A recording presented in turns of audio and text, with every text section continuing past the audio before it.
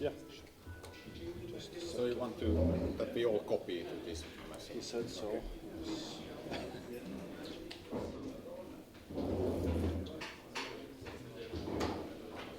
So is there space on the USB stick? It's not completely full. Looks like it.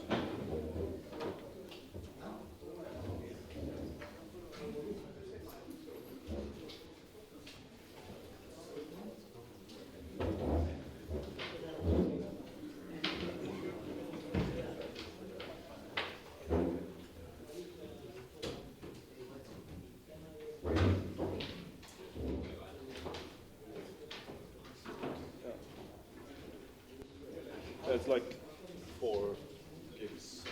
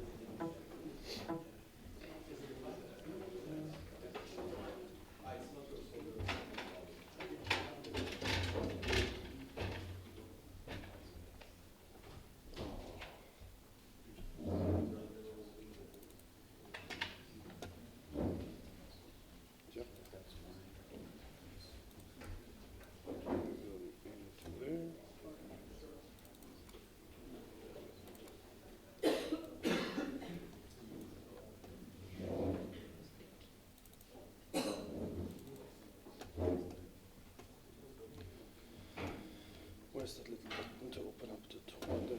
Yeah. Good. Is this not from the USB or? No, it's from the desktop. Is it okay? Yeah, but You need this one? Okay. Can you hear me? Yes. Good, good. So welcome to the workshop on sensitive data. My name is Gard Thomassen. I'm going to chair the session and also give 2 small introductory talks. It's very nice to see so many people. A workshop should perhaps be hands-on, but I can't let you into a lot of sensitive data. So let's stay with what's possible.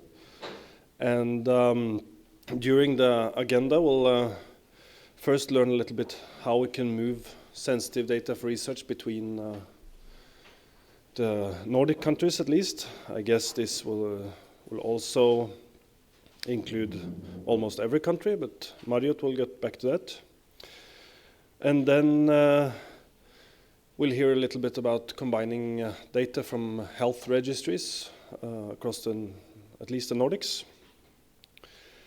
And then we'll hear from ePauta, which is a Finnish secure cloud computing initiative.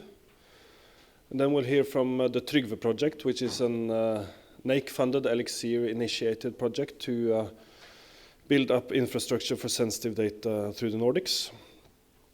There will be a break. Then we'll hear from the Mosler system, which is a Swedish BILS-initiated system for sensitive data.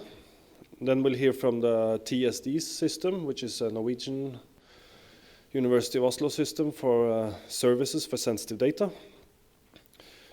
Then a little bit about how to deploy computing resources or software inside these secure systems in a way that can at least be to a degree disregarding the platform, so you can transport it from Norway to Sweden to Finland and so on.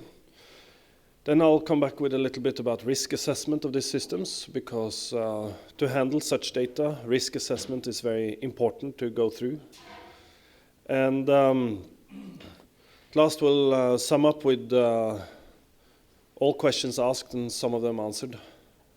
So, and also in this last session, I hope during the talks you can note that you have these features, but I would like to have this feature and that feature, and can we have that? And then the different sites can try to answer. This is a nice thing for the sites and also for the Trygve project to get some feedback of what more do we need. I guess Marriott is going to touch on what is in the word sensitive data, what is sensitive data, but our law person at the University of Oslo, she always puts some weight into that it's data that someone owns, not the researchers, not we are handling it. And that's why it's really important to be careful with it, because there's someone else who owns this data, and for them it's very important to know that the data is being kept in a secure and safe way. So to start, I would like to introduce Marriott Salokannel, and she'll talk about safely across borders, a legal perspective on using sensitive data in a cross-border research setting.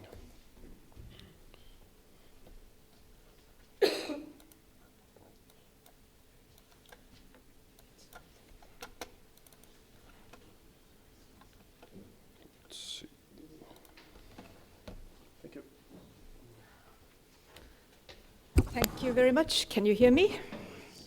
I'm a dull legal person, but I've been working with these issues with the Trygve reference group and with Nordforsk on several projects and ongoing project also with how to form a Nordic research area and how to pool data across the Nordics and of course within EU too, but we are mainly focusing on the Nordic countries from the public registers and from other research data sources and how to pull them safely together. And what I'm going to tell you now is sort of the legal regulatory side. And my previous work has shown that it's not necessarily the law that is the problem, that it can be a conservative practices as to giving access to data and other that sort of issues. But that we have to tackle in some other time. And this is about the new, what I'm going to speak to you about today is about the new EU legal framework, which is being built up for several years now in order to harmonize the data protection rules with regard to processing of sensitive personal data and all sorts of personal data. And this work started already in 2000. Well, let's go track back a little bit. In 1995, there was the directive trying to harmonize the processing of personal data within EU, and times have changed. a lot since '95, and there was a pressing need for having new sort of legislation to deal with these issues. And in January 2012, Commission gave a proposal for a regulation of the Europe for general data protection regulation, together with a directive for border enforcement measures with regard to different administrative and surveillance issues, as you may have heard. But the important thing is about this Commission proposal, which since then has been the most lobbyist proposal in the history of the EU, because it deals with everything, the sort of all the global operators in the internet world, including the big ones, internet, Google, Yahoo, Facebook. And that's where mainly the issues lie, not in the research sector. But the impact of this general data protection regulation will be felt in all the countries, because it will be applicable law as such. It's not a directive which will be implemented at the national level, but it will be a regulation, so it'll be law. That's the text of the law. It will, in fact, you will see later on, it will give lots of flexibilities for the member states, nevertheless, which may not be ideal from our perspective. But in principle, it will be applicable law after having entered into force, which is 2 years after having been accepted. And the current status of this regulation is that there are different versions of it. The Commission's original proposal, then the Parliament almost unanimously accepted their own legislative resolution in March 2014, but the Council, which is the member states, have had lots of problems in getting achieving a joint position. But now there's a very strong political push to reach a joint common position by the end of June. And as you will see later on, there is still not a joint Council position with regard to some of the central issues, including processing of health data. But if the Council succeeds in arriving to a common position by June 2015, there will the so-called trilogue between the Commission, the Parliament, and the Council will start immediately, and then the regulation could be adopted by the end of this year.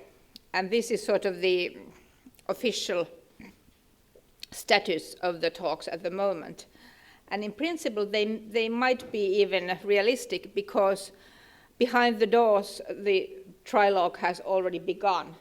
And the Council, most of the Council texts have already they reflect this compromise, but there are some contentious issues.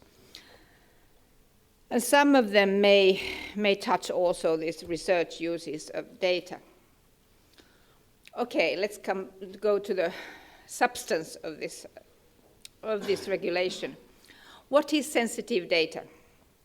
Sensitive data, it's, for example, it's not social security numbers, but it is also the personal data which reveals, this is from the Commission text, which reveals race, ethnic origin, political opinions, religion or beliefs, trade union memberships, as well as genetic data, data concerning health or sex life, criminal convictions or related security measures. It is also biometric data. Health data is defined in the Commission's version as any information which relates to the physical or mental health of an individual or to the provision of health services to the individual. So in fact, the definition is very, very wide. It encompasses all sorts of health services. Genetic data is defined as all data of whatever type concerning the characteristics of an individual which are inherited or acquired during early prenatal development. And this is the Commission's version. The Parliament's legislative resolution has some sort of different definition of both health data and genetic data. They are more maybe accurate. And The general rule with regard to processing sensitive data is that it is prohibited unless there is a specific legal justification for this processing.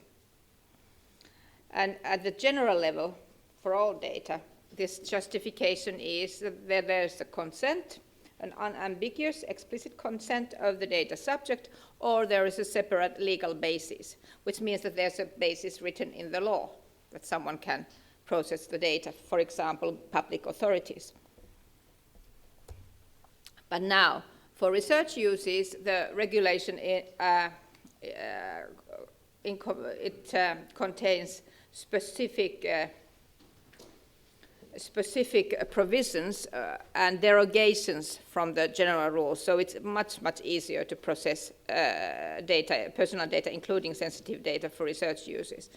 The problem is, from our perspective, that all these different versions differ with regard to these uses. Well, I'll give you the general overview. So it will always be possible to process sensitive data with the consent of the data subject. And it will be possible to process it under the conditions of Article 83 of this regulation, and I will explain to you later on what is this content in various versions.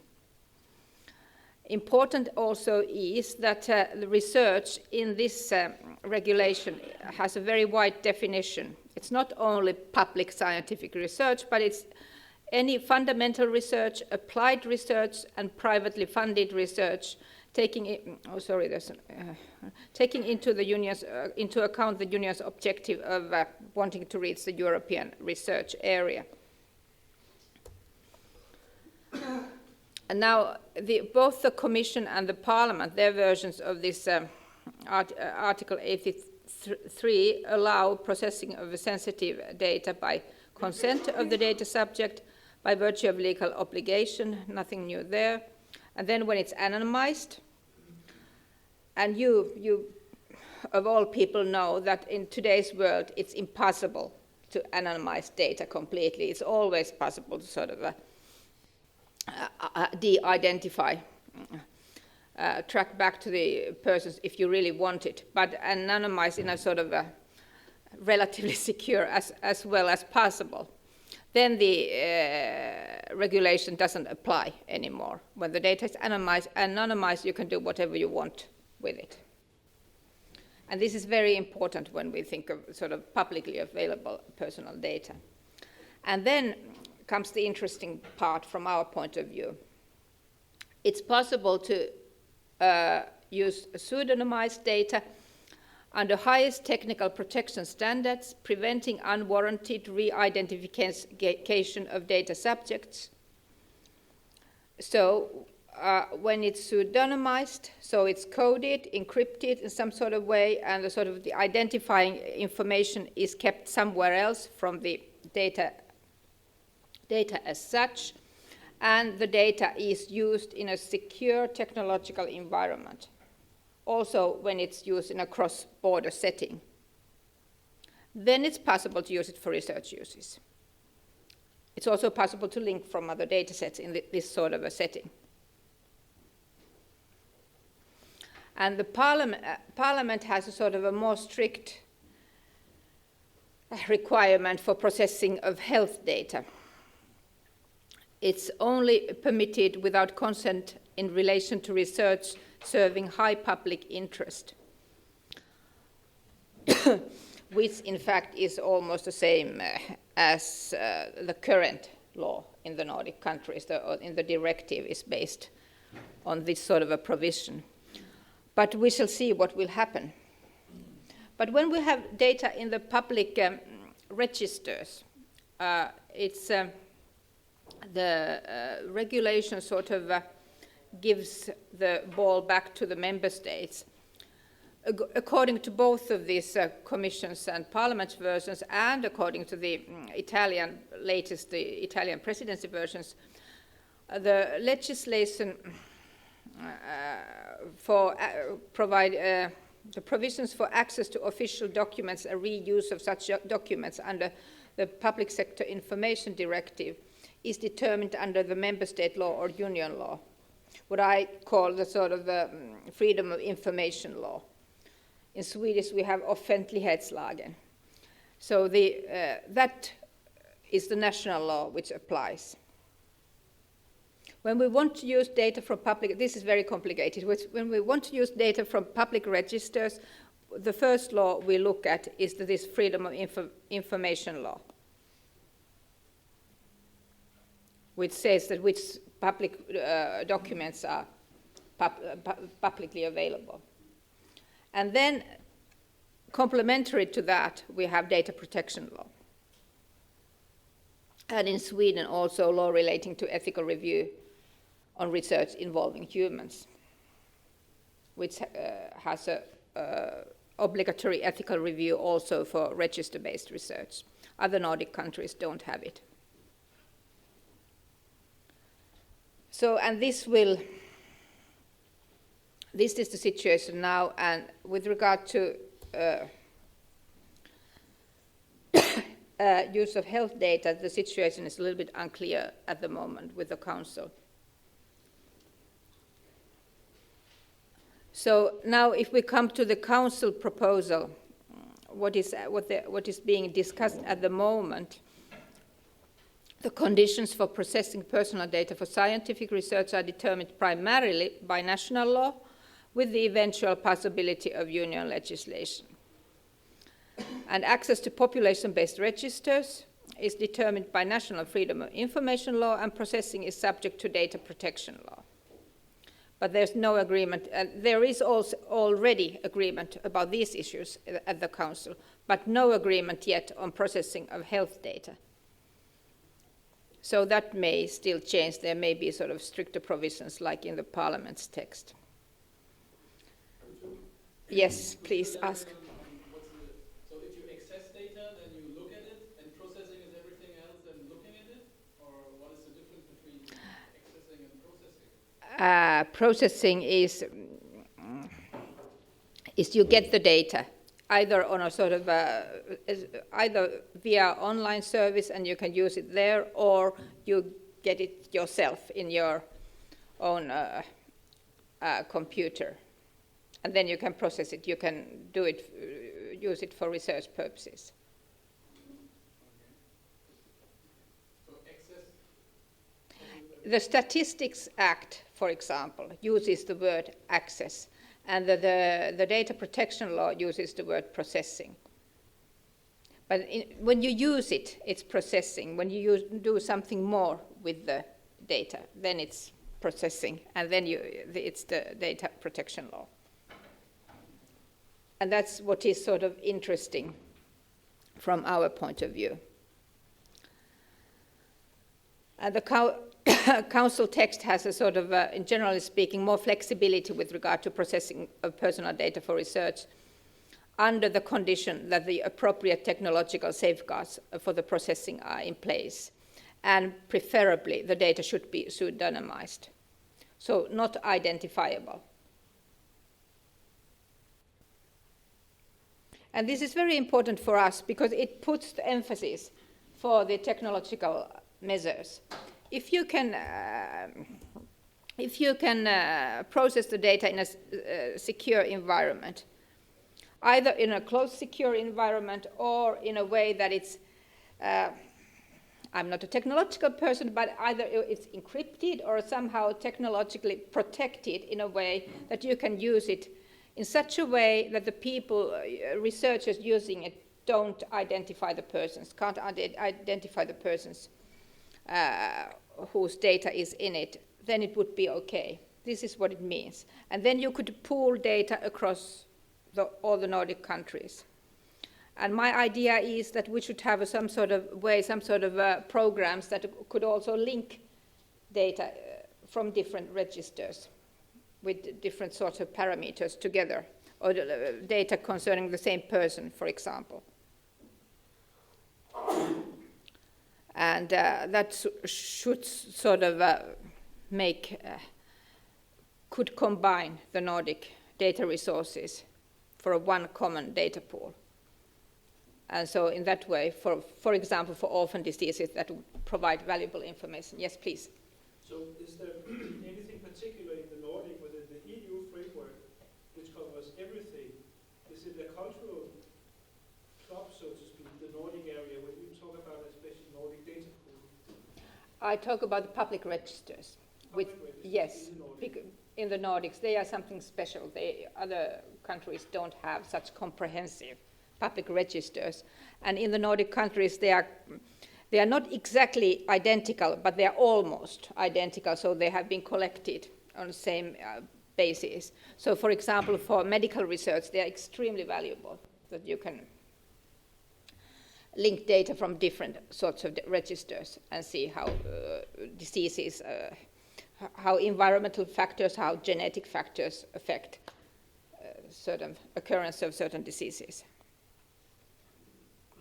And if we could have all this data together, because as one Nordic country is a small one, but if we could have all this population together, it would be much more valuable scientifically. More questions?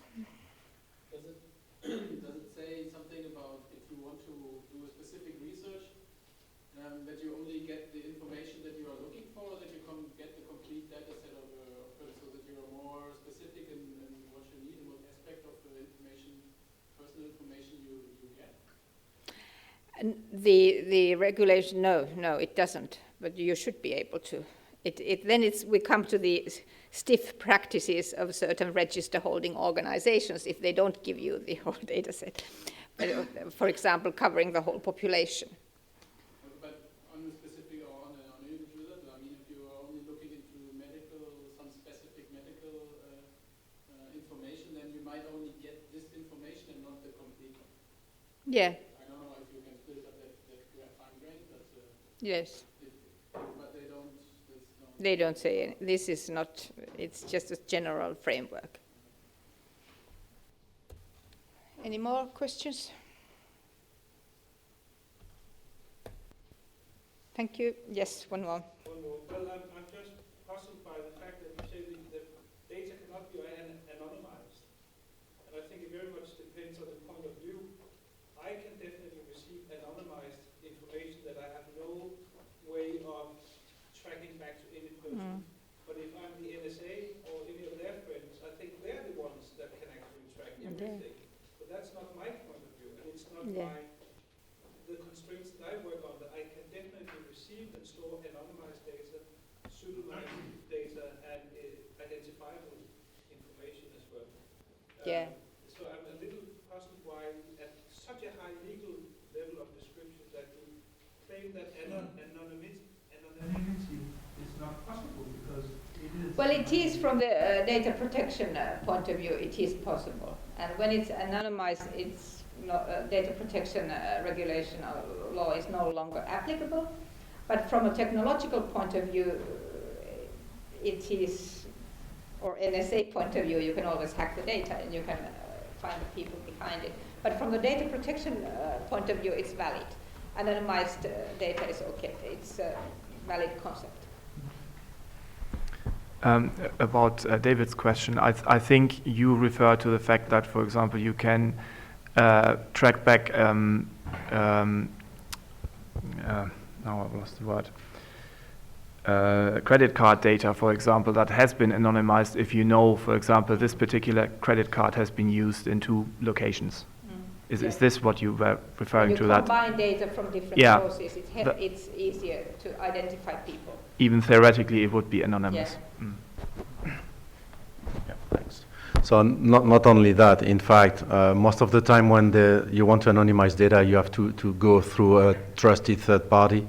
And most of the national law enforce you also the obligation, when you discover a new treatment or a new cure for a disease, to go back to the patient, which allow you to find that new treatment. So it means that somewhere you have to be able to re-identify the data. So, and for any lawyer, because now we are leaving the technology side, for any lawyer, if you have a mechanism which allow you to re-identify data, they have never been anonymized, you know? Then it's pseudonymized. So for every single actor in the chain, data may look anonymized, but for the whole system, they are not. because you can revert to identified data.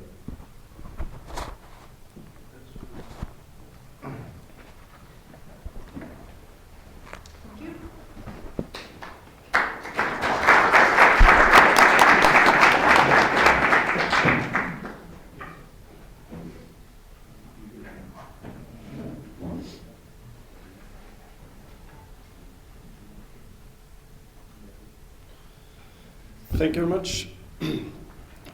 Just a little comment on the anonymization also. Lately people have started sequencing full genomes and so on, and then at least in Norway we asked a few law companies what was their view, and they said that they definitely consider the genome sequence as sensitive data, even though you can't easily identify it today. Maybe you can in 10 years. So if you have a big registry of all Norwegian genomes, then it's a kind of special registry. Next in line is David. I'm not sure about your last name, so I won't pronounce it. And we'll hear more about this registry data research and possibilities. Thank you. So, hi, and it's a pleasure to be here and to present NelC, which is all about the health data registers, biobanks, and advanced e-science tools combined to improve cancer prevention. So it stands, NelC, abbreviation NelC stands about Nordic Information for Action e-Science Center of Excellence. And it was created because Nordic countries are known to be paradise for epidemiology, because it's very rich and high quality health data registers, biobanks, organized cancer screening programs which cover almost entire population, and advanced e-science competence in Nordic countries. But still, when it comes to the cancer screening policies, Nordic countries employ one-size-fits-all strategy. So every person, nonetheless of their risk to the cancer, are invited in the same intervals. And that means that the persons who are higher risk are underscreened, and the persons who are at the lower risk, they are overscreened. So to screen a persons who have a high risk, we have to, the resources are limited, so we have to call somebody less frequently. And then that's a problem, because until you are sure, you cannot call somebody less frequently. And that's why the NelC was created. It will, the consortium will try to find and develop individual screening tools to implement in the national cancer screening programs. And the goal is to implement at least one individual screening-based strategies, at least in one national cancer screening program, at least in one country, by the end of 2018. So this is the action plan of the NelC. It's we have how to move from information to action. We have a Nordic population at risk of a cancer. We have a population-based large biobanks and health data registers. They can be interlinked, and we can do a omics analysis. Then this information can be fed to the and interpreted with e-science tools, and this risk predictive algorithms will be developed, and then this risk prediction and the risk stratification will be implemented in the national cancer screening programs, which will result in improved health and better cancer detections.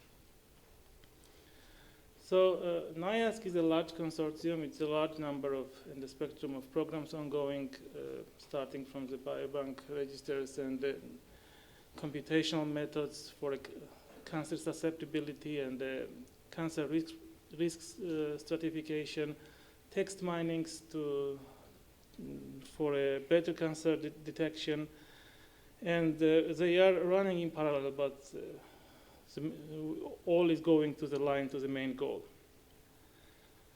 So the NelC will try to employs for cervical, breast, prostate, and the colorectal cancer screening programs. Cervical and the breast cancers are established already as national screening programs. Prostate cancer and the colorectal cancer are either proposed or in a trial stage, and hopefully the end of the program we can bring improvements all of these cancers. Screening programs. So the biobanks are a quite central part of the cancer research, because you can do a molecular research on it. From the etiological point of view, you can see differences between persons who developed cancer and their healthy controls. From a clinical point of view, you can see differences between the response of the treatment and the prevention research. You can do a prevention research which will result in a better screening programs, etc. So the long-term follow-up is quite important for a cancer, and then you need to have this baseline data. For a cancer, again, you need to have decades of follow-up. This will require linking to get additional information, linking to the other health data registers, which is quite a Nordic advantage because of the social security numbers. And then, of course, it is highly sensitive data, so it requires persons who are really experienced, that have a solid competence in doing this one. So to sum it up, biobanks are not just storage systems for biospecimens, but it's how to store and analyze data. And it requires quite interdisciplinary collaboration and expertise. So what NelC is trying is it's important to combine all the Nordic effort and the Nordic databases. And so sharing resources and knowledge will result in a better solutions for the cancer prevention. So this is how we envision. So you have this health data is in between, and the Nordic countries around the scientists do a quite complicated and advanced research. There is a very long way to go to here, but at least someday in the future will happen this, hopefully.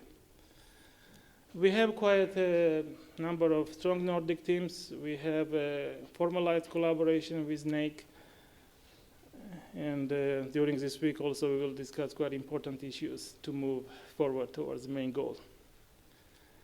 And this is all the Nordic countries are represented. We also have a collaboration with Poland and Estonia, and it's a quite large consortium. It's about 40 partners. So just to sum it up, all the data, maybe not if not all, almost all data in NelC is highly sensitive data, and we do almost everything which I read this in the Personal Data Act on the Swedish government side, and we do all of this which they call processing of personal data, starting from collection, registration, storage, and disclosure, etc. So then I was reading that it is not allowed to process or prohibited to process the personal data only if, and this does not apply if a person has a explicit consent and if the research does a profit for a public in a public health care. And I think this is quite important to remember that in some cases researchers need to access personal data, and if this is good for the public. Yeah. Thank you.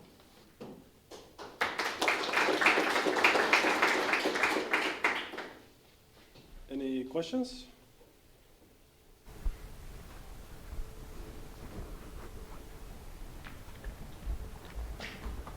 Too many computers to throw. Did I understand your last point correctly, that you would like the patients to give consent already when administered to the hospital? Or is this happening at the moment this way?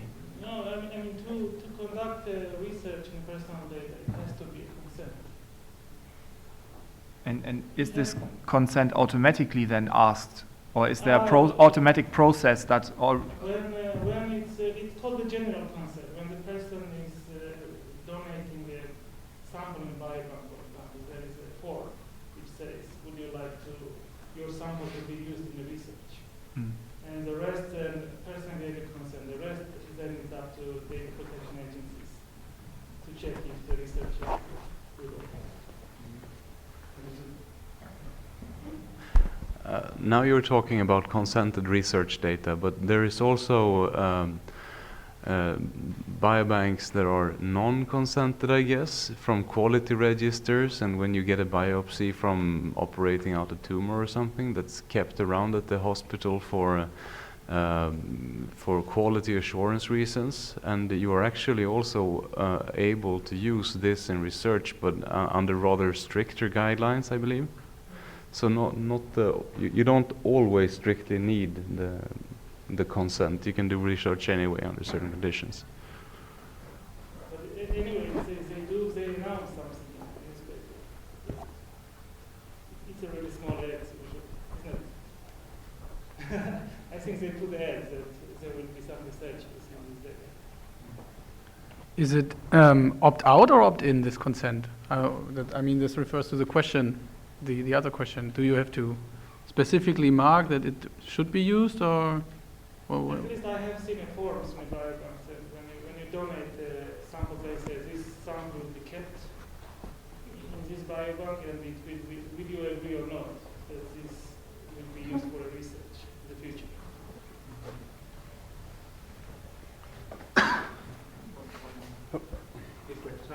Yeah. Recently, there was a database with all Danish patients or any visit at a doctor's over the last many years. All this data was collected into a single database, which was built only to handle information about, I think, 3 different diseases. So if I went to the doctor because I had a flu, I ended up in that database. And nobody knew about it. There was no consent. There was no nothing. And it was revealed, and a public discussion occurred, and it should be deleted. Then the researchers came and said, this is of such a big value for the research that we cannot let go and delete the data. We have it, it's too important, and it was decided to keep it for 120 years before we could actually look at it.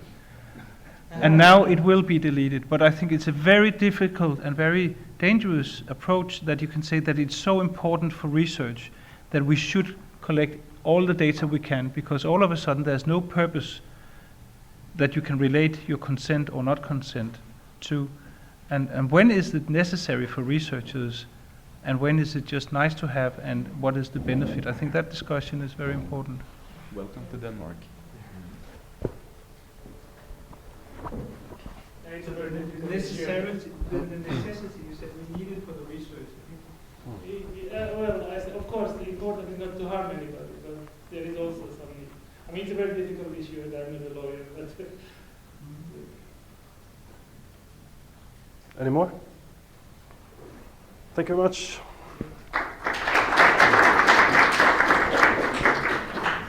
Just a little comment about consent.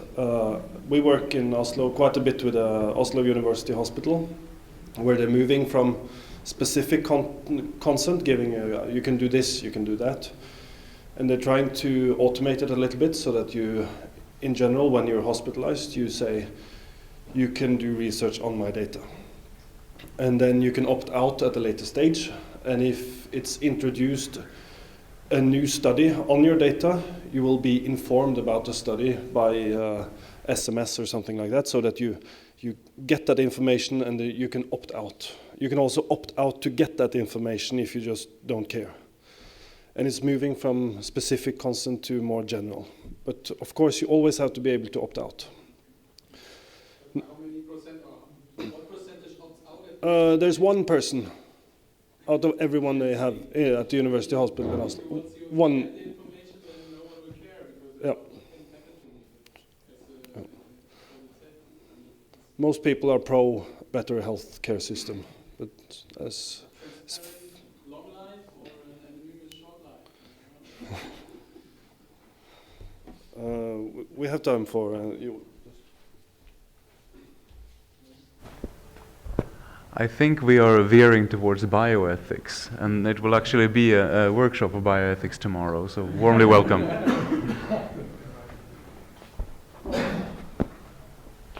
Yep. Next in line is the ePauta system by Gard Thomassen, and yeah, I think the floor is yours.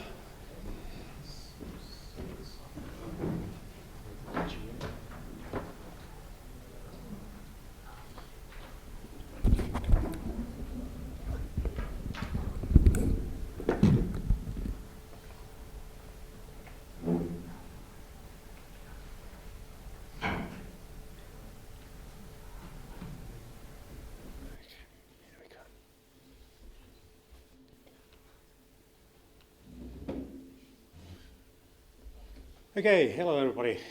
I'm Gard Thomassen from CSC and will tell you shortly about our cloud services, especially the ePauta that we are launching in near future. So first, shortly on the cloud services we have at CSC. The brand name for our cloud services is Pouta. Pouta is a Finnish word that means dry weather, and Pouta cloud or Pouta pilvi is the cloud on sunny sky. So not a dark cloud, but sunny kind of thing. Currently we have one service running underneath that brand. It's called cPauta. It's a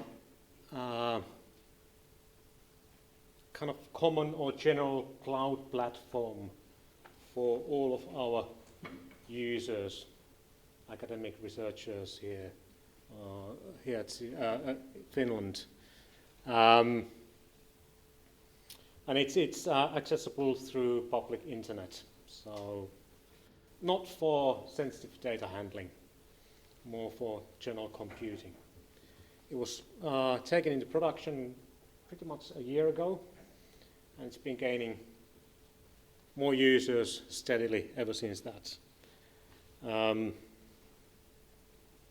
Now we are, as I told you, we're launching a new service called ePauta that is meant for sensitive data handling. It's quite close to cPauta, so some technical differences that makes it more secure, a bit more on them later on. We are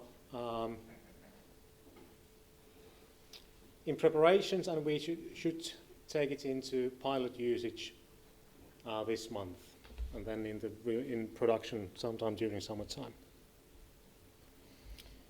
So both ePauta and cPauta are infrastructure as a service type of services. Both rely on OpenStack. That is a widely used cloud platform software.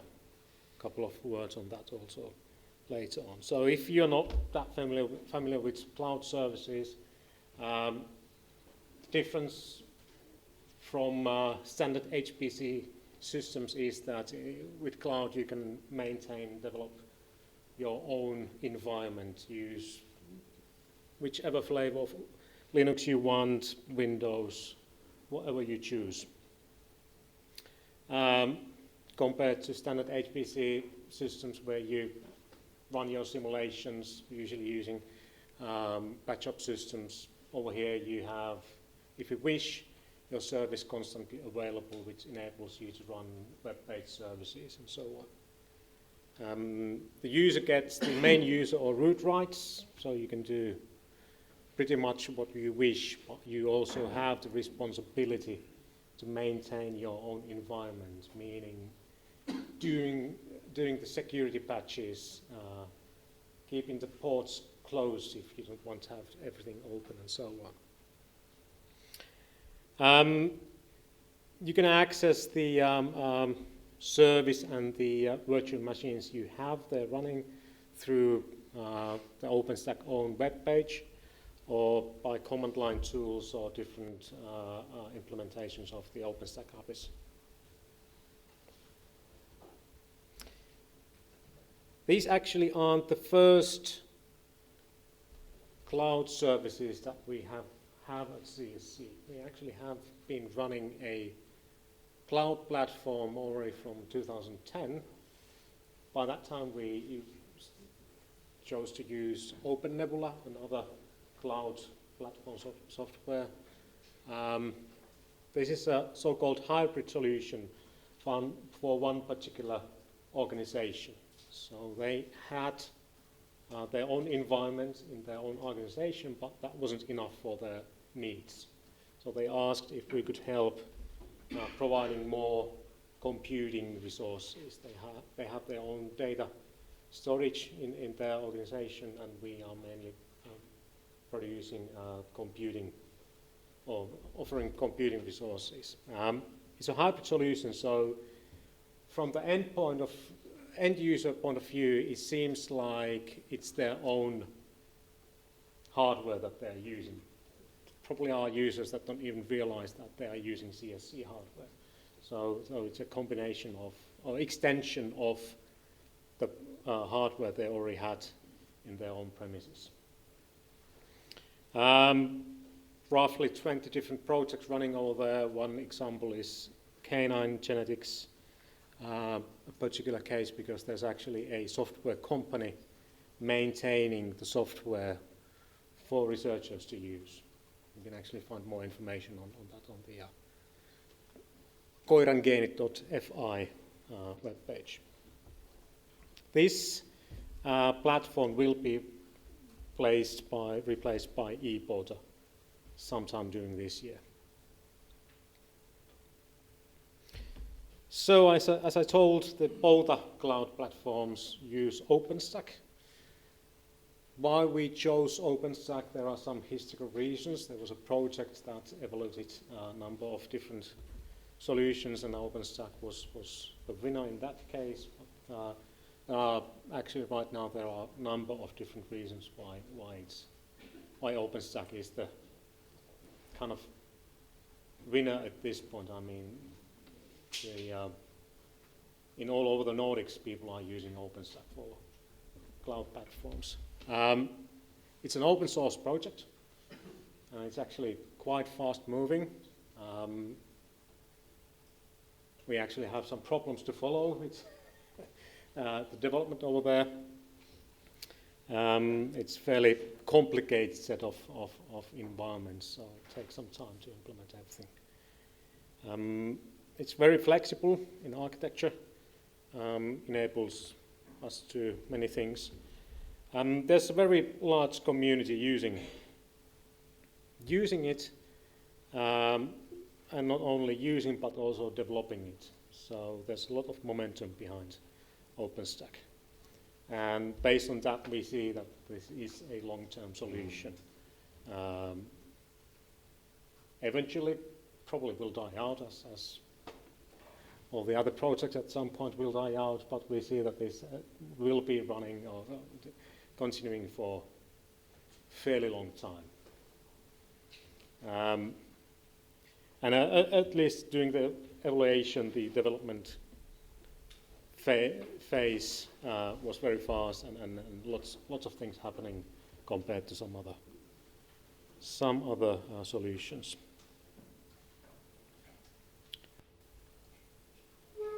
So, ePorter is our solution for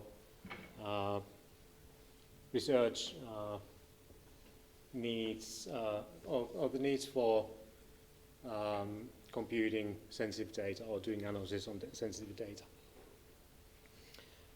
It offers this kind of hybrid solution where you can extend your own computing or institute's own computing environment by using ePorter. You don't necessarily need to use it this way. You can just use ePorter as a standalone solution for your needs if needed.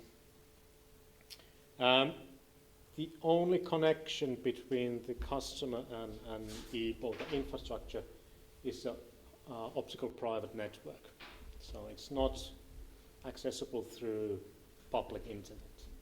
So that's the secure part of ePort, or the most important secure part. And that means that there's a complete isolation of the instances running on ePort from rest of the world. So you need your own fiber deployment? Yeah, basically there's an OPN that you need. If you want to access ePort, you need to have your own OPN, or you need to have access to institute that has that OPN. VPN to OPN? The man behind you can actually give the answer. You can have a bandwidth on demand type of solution also, so that's possible. It's not in production yet. Yeah. So we will start with OPNs and look at other solutions later on. Yeah.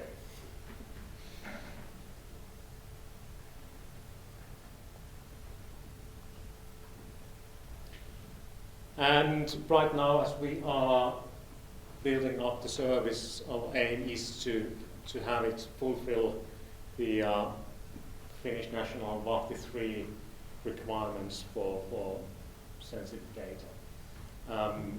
There will be an audit on that most likely later this year. One thing related to your question is that the CPOTA, the open platform, is located in Kajaani, where we have most of our computing resources. ePOTA is located in Espoo, in a different data center, mainly for the security reasons. Well, okay, historical reasons and security reasons.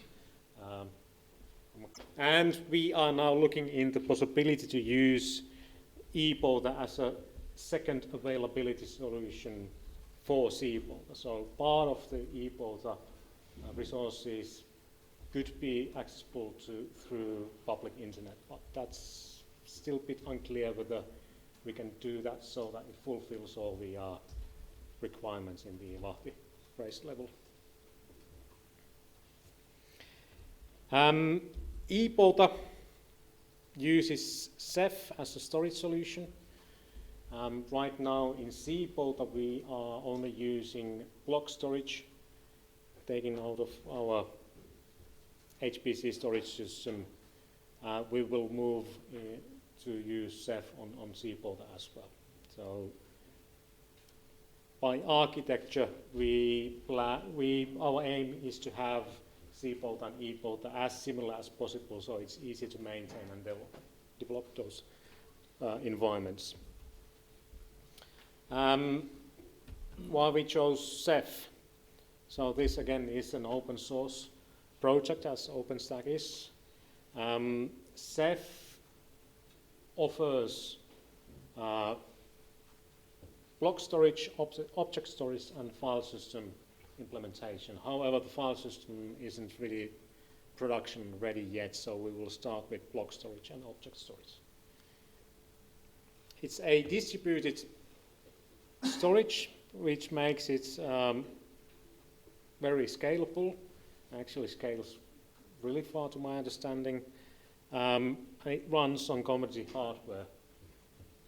So you can use hardware from different vendors, which is a really good thing. You have an open source project and you can run it with whichever hardware, more or less. So that means that there's no vendor locking anywhere. It's very fault-tolerant, no single point of failures. Self-healing, self-managing. Self-healing is an important factor. We actually, on our test system, had some problems. In a very small test system, had some problems with some disks, or was it disk, and it healed itself. It was pretty nice. We didn't have to touch it. And there's a end-to-end support to OpenStack, so that's important. We don't need to do that ourselves, the implementation to our cloud systems. So basically, what we want to do with Ceph is to offer a, I don't know, can we call it low cost, but well, let's call it low cost storage system that is scalable and flexible.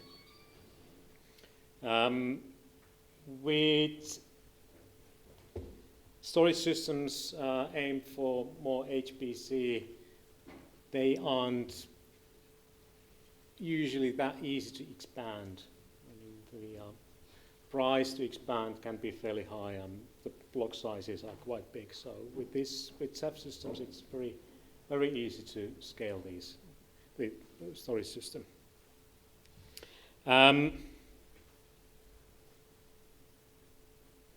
Just very shortly, some calculations, not exact figures, but gives you some idea on the prices compared to enterprise-wide. So with Ceph, important thing is that you replicate the data. We have 3 copies of the data available all the time. So that means with current implementation of Ceph, that means that you need to have 3 times the raw storage that you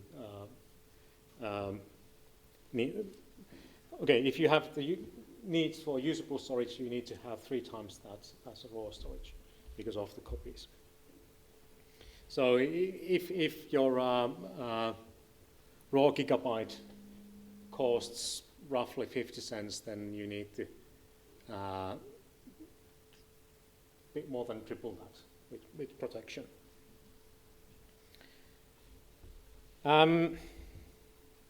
I have some more slides on Ceph, but I think that is actually enough at this point. No need to go to further details right now. Any questions?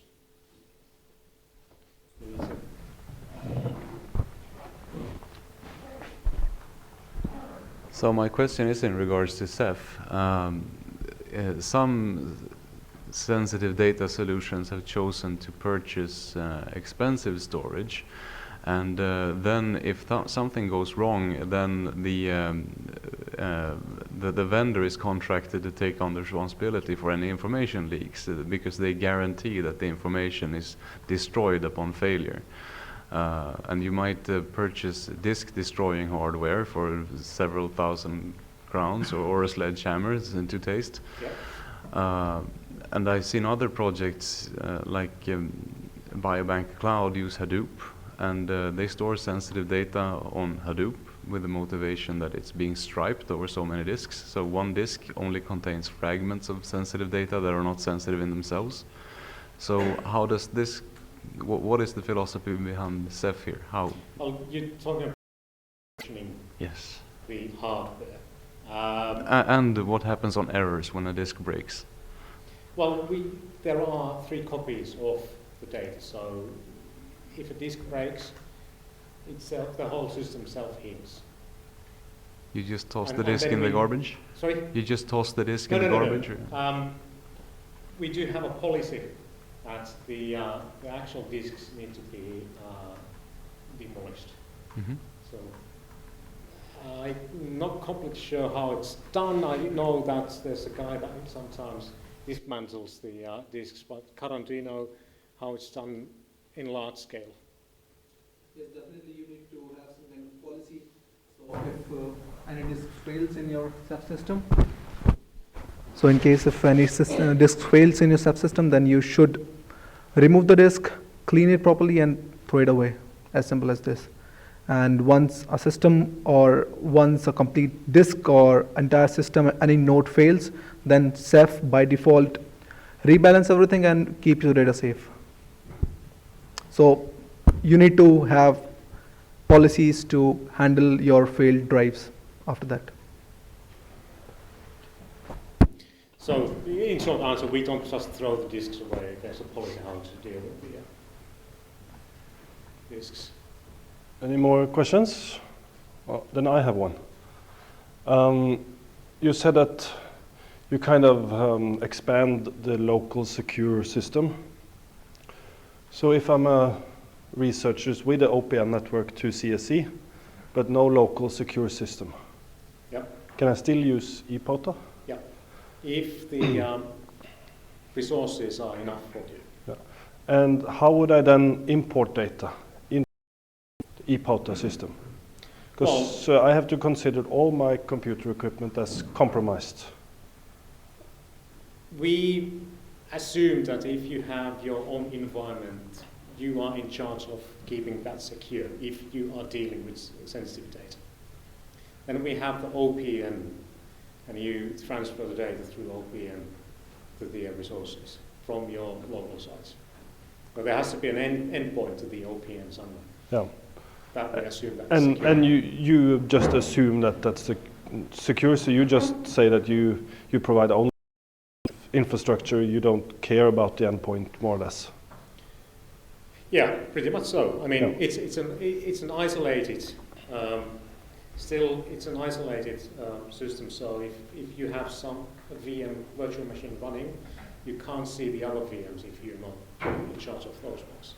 So if you compromise your own infrastructure, then I mean we don't come and make audits in your organization.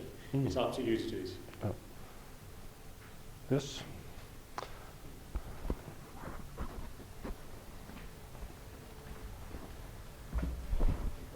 So I think the issue of software provisioning and whether or not it is secure is also pushed onto the clients then. If they do bad things with their software, it's their fault and you take no responsibility. We are providing the service as infrastructure as a service. So we provide the platform, and it's the customers who decide what they do. Of course, we try to help to make the environment secure. We provide ready-made virtual images where we have security patches on by default. We don't have them yet for ePOTA, but I think we will set some kind of monitoring that if there's peculiar transfer somehow, somewhere, we could, at least in principle, detect that. But it's a secure environment. There's no access from public internet. So, I mean, you shouldn't be able to do that much harm to yourself in that environment.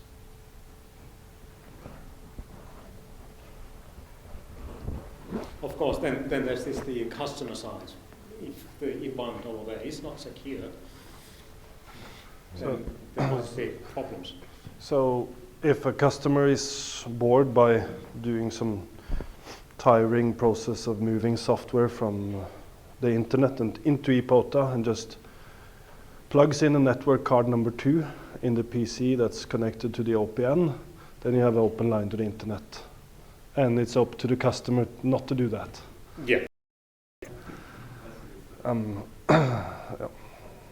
We have experienced in Oslo a couple of attempts to do that, so I would recommend some monitoring. Yeah. Thank you very much.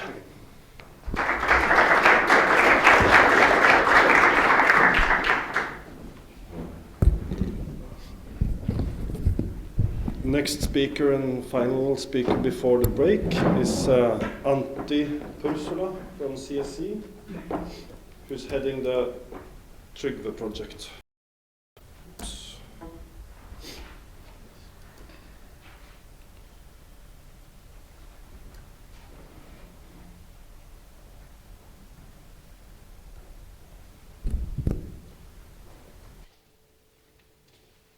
Yes, thank you. So yes, it's my pleasure to be here and try to keep you awake still until the coffee break.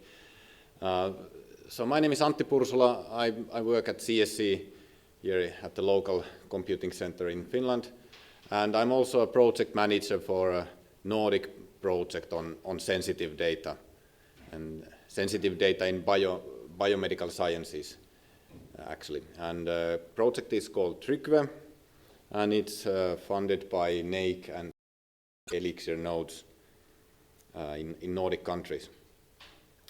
So I'll give you a brief overview of, then also go into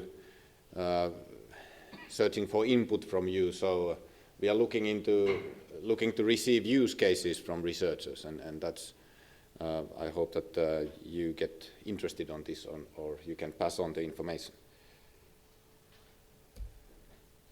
Yeah. But thanks to the previous presentations, we all know already that there is a lot of data that's being collected and that is available in different registers and research projects, hospitals, and so on, and which has a huge potential for improving research in biomedicine. And unfortunately, the fact is that that's sensitive data, and it's not easy always to use this data for research.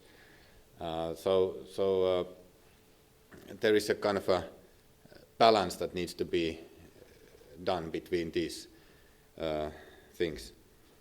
And I thought I'll just give the motivation in a couple of examples found in the internet. So in Nordic countries, there is a very good and high quality research on biomedicine going on. And for example, this is sequencing initiative Suomi, so sequencing Finnish population or number of hundreds or thousand genomes and so on. And yeah, building tools for genomic medicine. So of course that's based on sensitive data, but on the other hand there is a lot of potential, I mean, for individual medicine and genomic medicine. You really the treatment to the individual. So you can see that there is a high impact, high potential in that kind of research. On the other hand, no one wants to see this kind of headlines or, I mean, for example, a biobank administrator or hospital administrators. So this is from the United States. I don't know the case at all, but it's from last September, so it's quite recent. MIT Technology Review. So we need to make sure that the data is used in a secure and proper manner. So this is where Trygve project then steps in. So we want to research in Nordic countries and enable trans-Nordic studies, as was mentioned before already. I mean, bring in data from different countries to the same analysis. We work on solutions or services for data processing. So want to have a secure system where you can really analyze this sensitive data. And of course this means that you must be able to transfer the data between the systems or get it into the system, store the data somewhere and so on. Also we want to share best practices. This is maybe more on the administrator side, and look at the legislation. So for example, we have the opportunity to work together with Marjut Salokanel, who was talking here before. So I think we have many aspects here that we will aim to cover some way. But I think I should show also this kind of slide on the basics of the project, basic info. So it is a 3-year project and still running for more than 2 years. So we have time. I said already who is funding it. So it's NAIC and the Elixir nodes. We work on facilitating the sharing and combining of data, sharing between authorized personnel, of course, not with anyone. And importantly, the Trygve project is user-driven.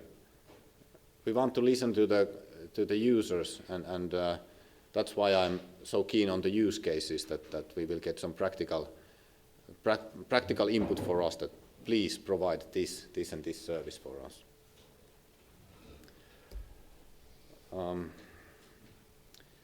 Yeah, I'm coming into this, but I of course need to mention that and emphasize that this is we are not building everything from the scratch. I mean, we are in a good position that there are a lot of good systems already in Nordic countries, and we basically work to further develop these systems, and those are TSD in Oslo, Mosler in Sweden, and ePouta in Finland, and we will hear of all of these today in this workshop. Yeah, I'll introduce now briefly what we do in the Trygve project through these, let's say, themes or topics, 5 different. And first one is the technology development, and that involves those components or building blocks of the Nordic system or Nordic service offering. So I mentioned the TSD at the University of Oslo, Mosler at Bils in Sweden, ePouta, and then also we are looking into utilizing the tools registry, which is being operated and collected at the Danish Elixir node. So that's not a system for storing or computing sensitive data, but it's a flexible collection of information on different tools and software. And of course, tool pipelines and analysis software is a crucial part of the work. So we need to enable those use of those inside the secure systems. Also, these services in different Nordic countries, they are a bit different. You heard already about ePouta, and the others are quite different, I would say, Mosler and TSD. So this also offers us flexibility to accommodate different user needs. So it's not only one size fits all, but it's that we can really try to select the correct platform for different use cases.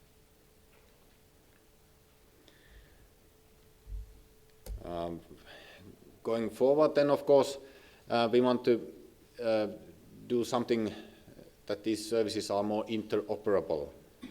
And purpose here is, for example, to enable data transfer between these systems and, in general, improve the joint use of systems. And we are looking into data transfer, for example. So currently, a user that has a need to move data, let's say, from between countries. First, you download it somewhere.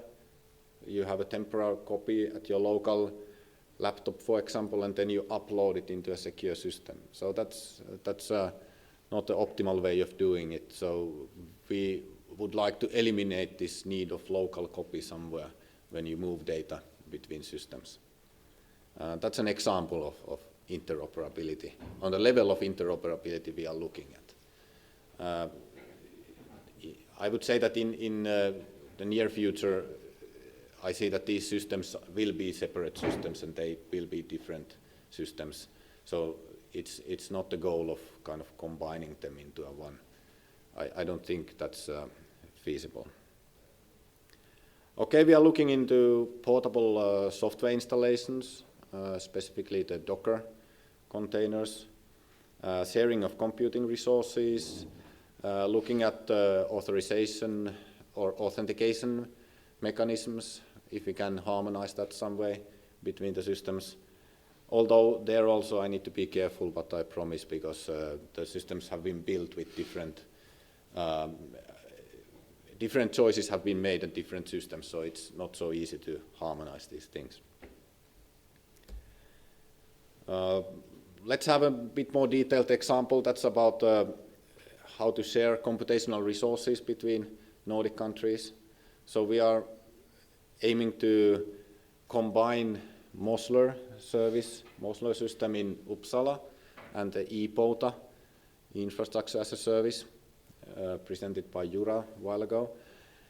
And yeah, both are using OpenStack, and Mosler has it's more like a software as a service, or or no, I'm sorry, a platform, more like a platform. We will hear about Mosler. And then you can kind of add computing resources from ePOTA to this system. And that's kind of will be good when there is, for example, lots of use on the system, so that you can just add more computing power. This is in the plans, and we are looking into this case. Yeah, well, but then going further, I also mentioned this process development, and if I try to again tell briefly what is the purpose of this, it's sharing of best practices in service operations. So that's on the administrator and developer side. But also, I think we can improve usability and accessibility of these systems. So, for example, things like how do you deliver the login information? We want to be, and every systems need to be very secure. There's a two-factor authentication in place. So how would you best deliver this login information? At the same time, making sure that it's the correct person who gets the information, but perhaps without need to personally meet everyone, or maybe we can share the load so that someone from Finland can get access to TSD without traveling funds to Oslo first. Well, I think that actually is possible already at the moment. Looking at the customer contracts, for example, or data handler contracts, what we can learn from each other. Also, what about resource sharing? If everyone starts to use the system in Oslo, so maybe there needs to be some balancing transfer of euros also, or something like that. So those are things that we need to look into as well. And of course, in general, I mean, in the full NelC context, NelC projects, there is always the goal of sharing expertise and knowledge and kind of building the community. So this is also what we want to do in this project. Well, one aspect then, going again further, this is the fourth topic out of 5, so it's the legal environment. And I actually much about this because we have heard Marjut's talk already. But I hope that we can produce a kind of an overview document as a result or outcome of Trygve, which can be then shared when someone asks, but is this possible? Can I even use this Nordic data for research? And then we can say that, well, here is our assessment on the topic. And also I'm saying that there are other initiatives that are looking into at least some aspects of this. For example, Marjut Salokanel was involved in this NorjaNet report, which I have linked here. I hope you get the slides somewhere because that's a very long link here, difficult to write down, but I think this will be available afterwards. Send your presentations to me and I will make them available immediately. Okay, great. And also to some of the use cases, we are also prepared to make a kind of a case analysis on the legal processes, but that's probably not possible to do resource-wise for every use case. And finally, I'm getting to the use cases. So our purpose there is to implement and support concrete use cases with the 2 goals: facilitate great research, and also to attach our Trygve project and development work into reality and into real demands. You know, it's sometimes not always the case in IT projects. Anyway, so the use case, as I use the term, it needs to present a real and specific actual need that a research group or a consortium has. We want there to be at least 2 Nordic countries somehow involved in the use case so that we have the Nordic aspect. But these cases, they can be submitted continuously. There are instructions on the project website how to do this. Currently, it's by email to me, and then if I'm flooded with these, then we will get another process. But I should say that so far we have been calling for use cases since January this year, so far we have 3 of them, and I hope to make that a much larger number. If we start to get, let's say, tens of use cases, then we of course need to prioritize, or maybe even earlier than that. But at the moment, the situation is good for the users, so we can react to the cases. Yeah, and people submitting a use case for Trygve, wishing to get implementation help and support from us, of course need to contribute something themselves. So be kind of a pilot users, giving us requirements, feedback, maybe come to present their topics at some events or something like that. So it is a collaboration. Finally, I have one use case example, which is probably the one that we are most advanced with. We have had discussions for some months already with them. This is also a very comprehensive use case, because it involves all the countries and many different types of data. But it's about evaluation of interaction of genetic risk with environmental risk factors for schizophrenia. And I have a direct quote from proposers there in the middle. To accomplish the scientific aims, we require a secure place to conduct harmonized analysis of gene-environment interactions and risk of schizophrenia. So I think this also emphasizes our understanding that the processing environments are those that really will be needed with good resources for large data and for enough computing power. Yeah, just wanted to say at the end that proposing a use case is quite simple. It's easy process at the moment. This form is available at the project website. It's only 2 pages. You give some basic information and then describe your case and describe what kind of service you need or what kind of demand you have for services on sensitive data. Yeah, so I'm ready to wrap up. So we want to produce a trusted set of services for sensitive data in Nordic countries, systems where people can process sensitive data in a legally consistent manner. Here is the website of the project and contact information. So thank you for your attention.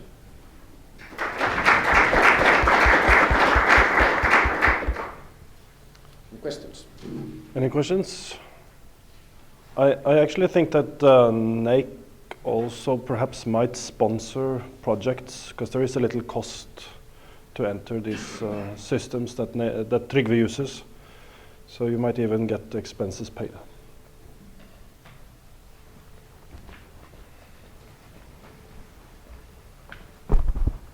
You mentioned that you will gather requirements for AAI.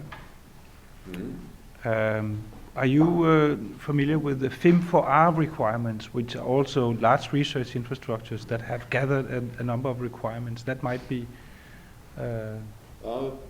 relevant? I cannot say that I'm familiar with them very much. So I have heard from Mikael Lindén, my colleague at CSC, that those exist, but I have not made yet myself familiar with them. No, good. But yeah, we are looking, at least I would like to look at the possibilities of using federated identities in some way accessing these systems, but I'm not sure if Gard, for example, agrees on that. So we have to see what can be done.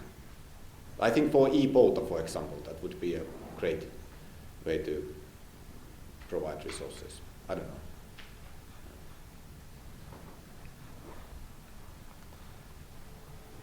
No, no more questions? No? For those... one. Oh, there's one.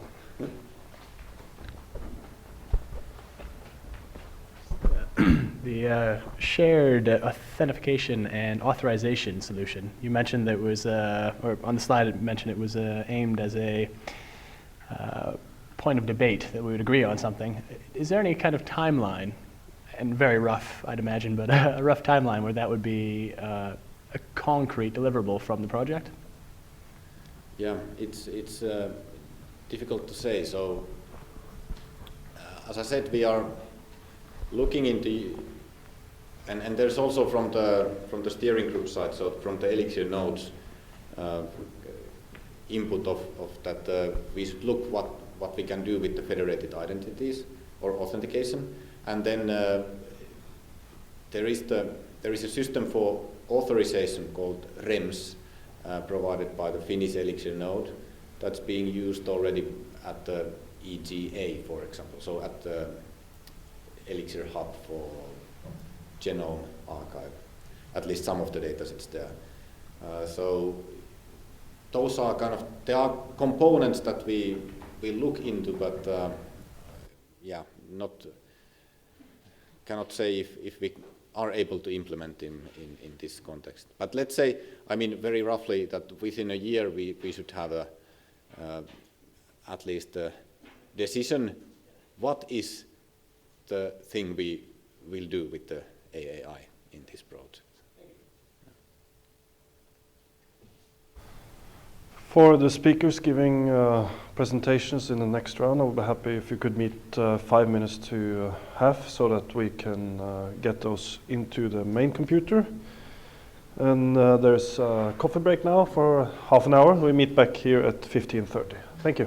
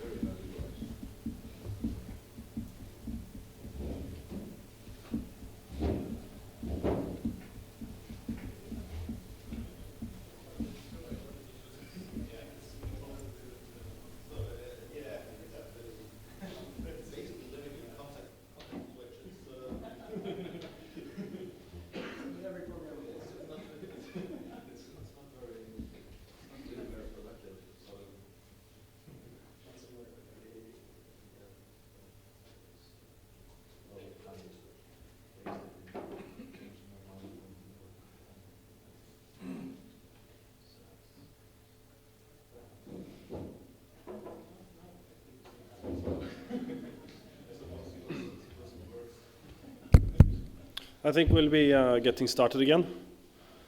So the ones who are not here will lose a highlight talk. We have Peter Vigestål from UpMax to present the Mosler system.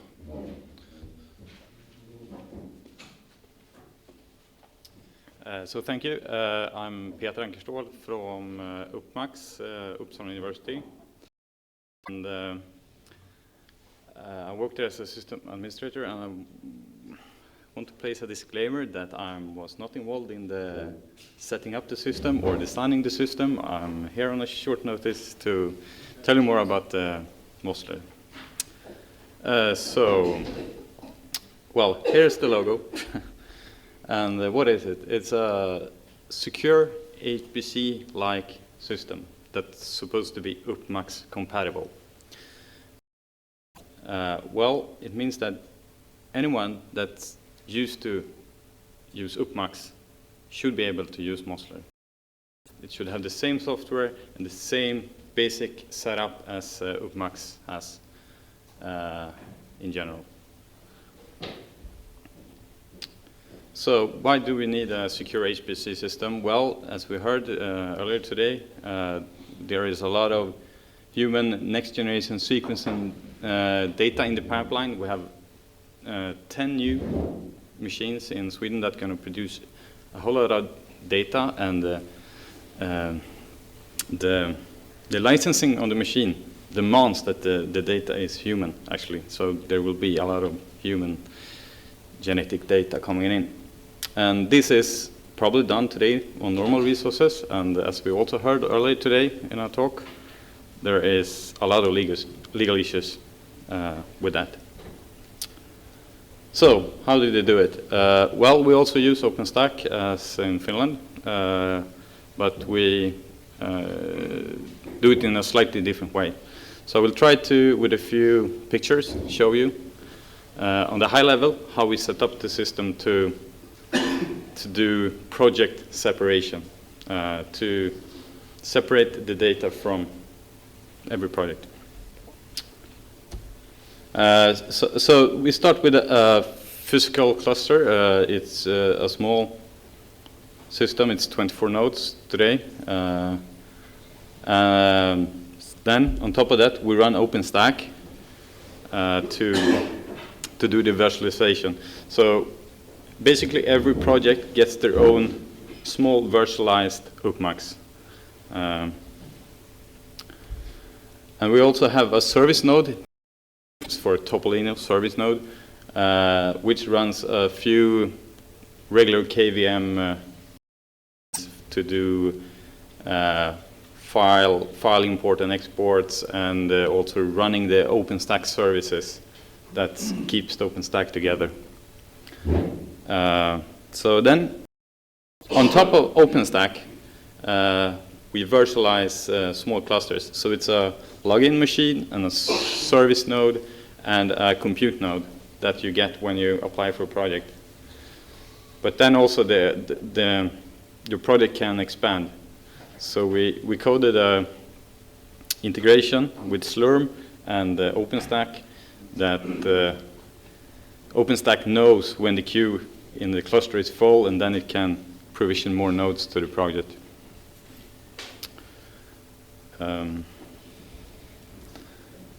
And then the project needs storage. Actually, this is a HTS system, and we use virtualized NFS servers that are run on a separate VLAN that connects to every cluster, and also all the compute nodes. And that's exactly how it works at UpMax today. So there should be no difference between the systems usage-wise. Also, all the software that are available at UpMax are exported into the Mosler system. So you should be able to run everything there. Well, this is kind of messy, but this, I try to show you how the import and export is working. So it's a mechanism that is running on TSN that has access to all virtual storage pools on the storage system, and does some magic with the cron job, moving files back and forth. So I will tell you more about how we let the users import and export data later.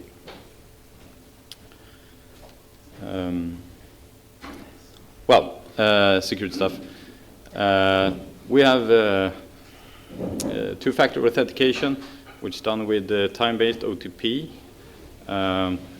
So the user needs to get a token somewhere at the Bill's site in Sweden. And then we have actually, dual user verification. So when the PI says, this user is part of my project, there's constant notification, and that says this user should be a member. But then we ask the PI directly, is this true? So that's dual verification. Then we also do a third verification when handing out the token, because you need to go to a build site and you need show ID, and then you get a small QR code on the screen that you can take with your two-factor authentication application. And then we have the file sluice. That's a system that tries to tightly manage how data is coming in to the system. Actually, we let data come in pretty freely. If you're a member of a project, you can get data in. So, but the individual projects don't have internet access, so, and only the PI by default can export data from the system. But the PI can designate data exporters that are allowed to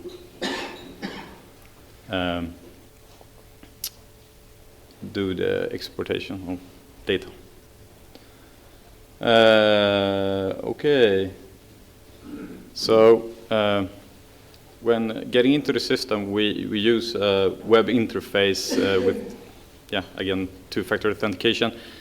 This is because, I mean, if you have SSH access, you can easily get data out. It's very hard to deny people to do SCP or in some way get data out. So what we do is we use the OpenStack Horizon web interface, and then inside that we have done a modified ThinLink client that is a VNC client with the web-based one.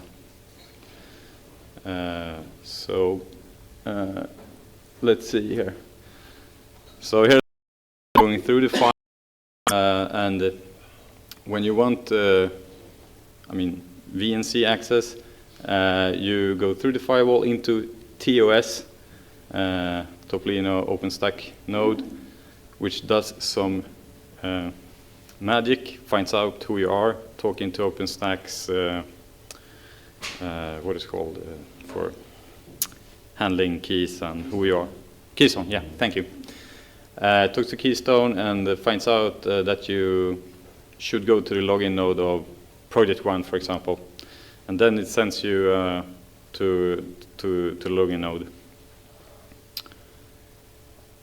And I'm going to show you a short video of this soon.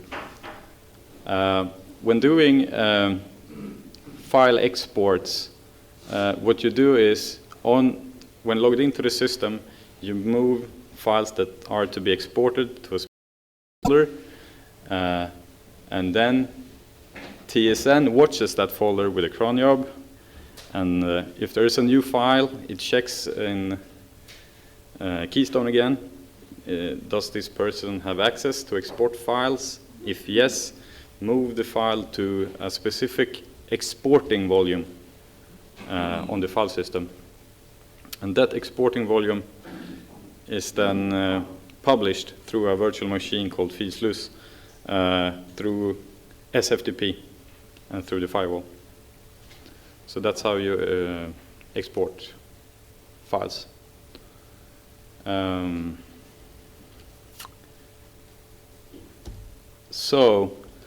I'll try to show you a short video how it works. This is how the login screen looks, very simple. And Pontus, who made this video, was very fast, so I think I'll have to pause it a few times. So he entered his username and password, and now he's talking to his phone, finding out the OTP code, and appends it to the password. And signs in. So this is Horizon. And now he's choosing what project I want to work with, because when you're a member of multiple projects, you have the same login, but you have to choose project before going on to the actual virtual cluster. And there's a lot of background that prevents you from being logged into 2 projects at the same time and stuff like that.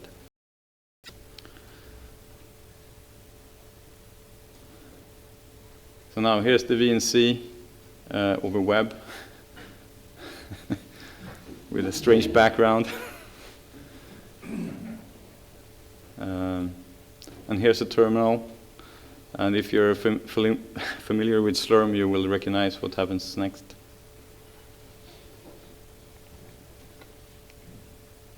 So ask to run a host name on a core. Voila.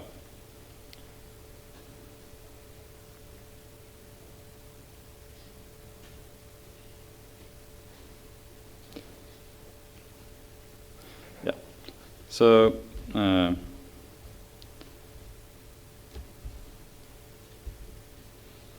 yeah, that's how you log into the system. Well, maybe that was a short presentation, but I was caught off guard. I'm very happy to answer any questions I can.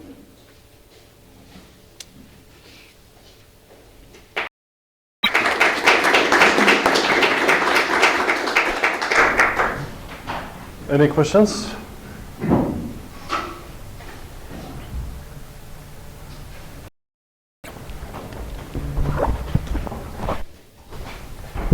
Yes.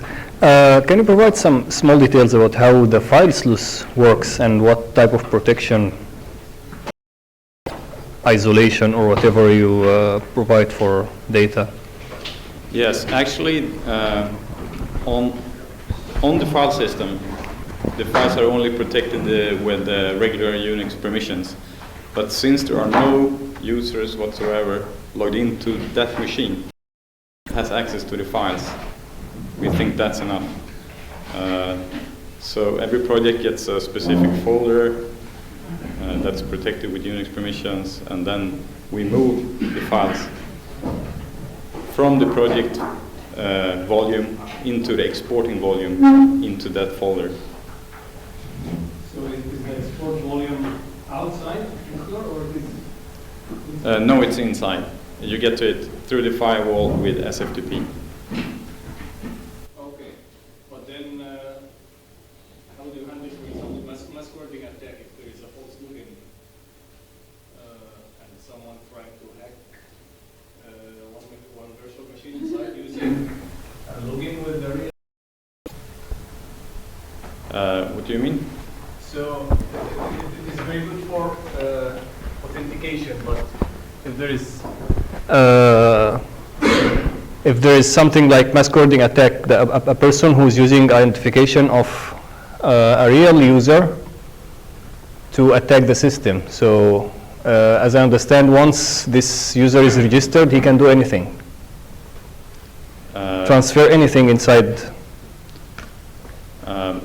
Well, you're only allowed to, let's see.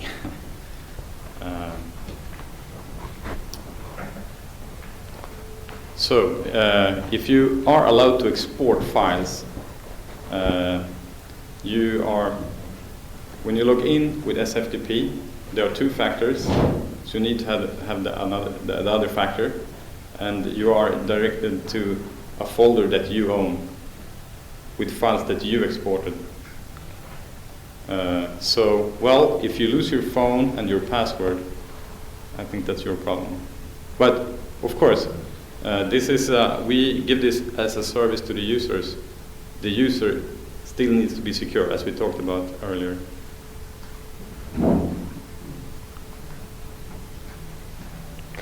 I'm wondering about scalability. How many projects are you seeing coming in, and how much data storage do you have? Yeah, so we don't have a lot of storage. We have 256 terabytes, and that's very small for a NGS service. Right now we have, I think, 5 projects, real projects. We have a lot of, builds, testing, and stuff like that. But there are 5 projects, I think, right now that are logged into the system. No one has used it as a HPC resources yet, but hopefully soon. And it's Linux only? Yes, it's Linux only. It's a perfect copy of UPMAX, so it runs Scientific Linux. Thank you. Oh, one more question.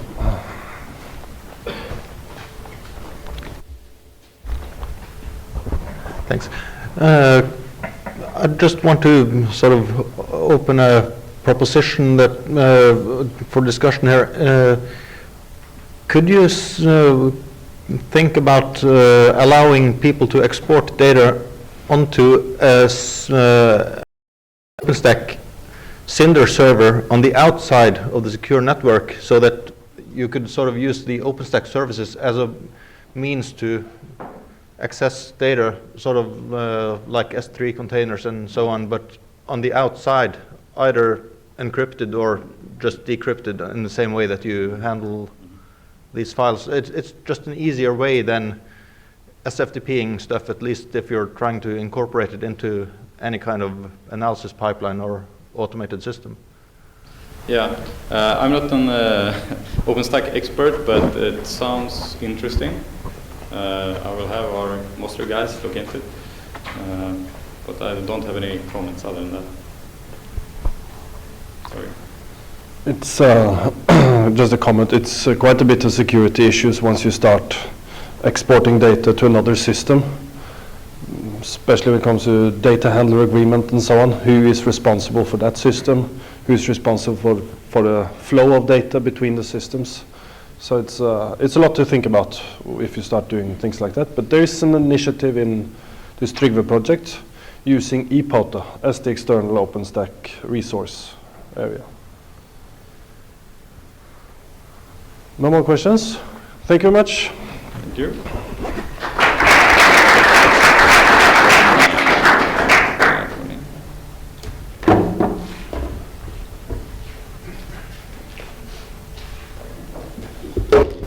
Next speaker is myself, representing TSD, Services for Sensitive Data in Oslo.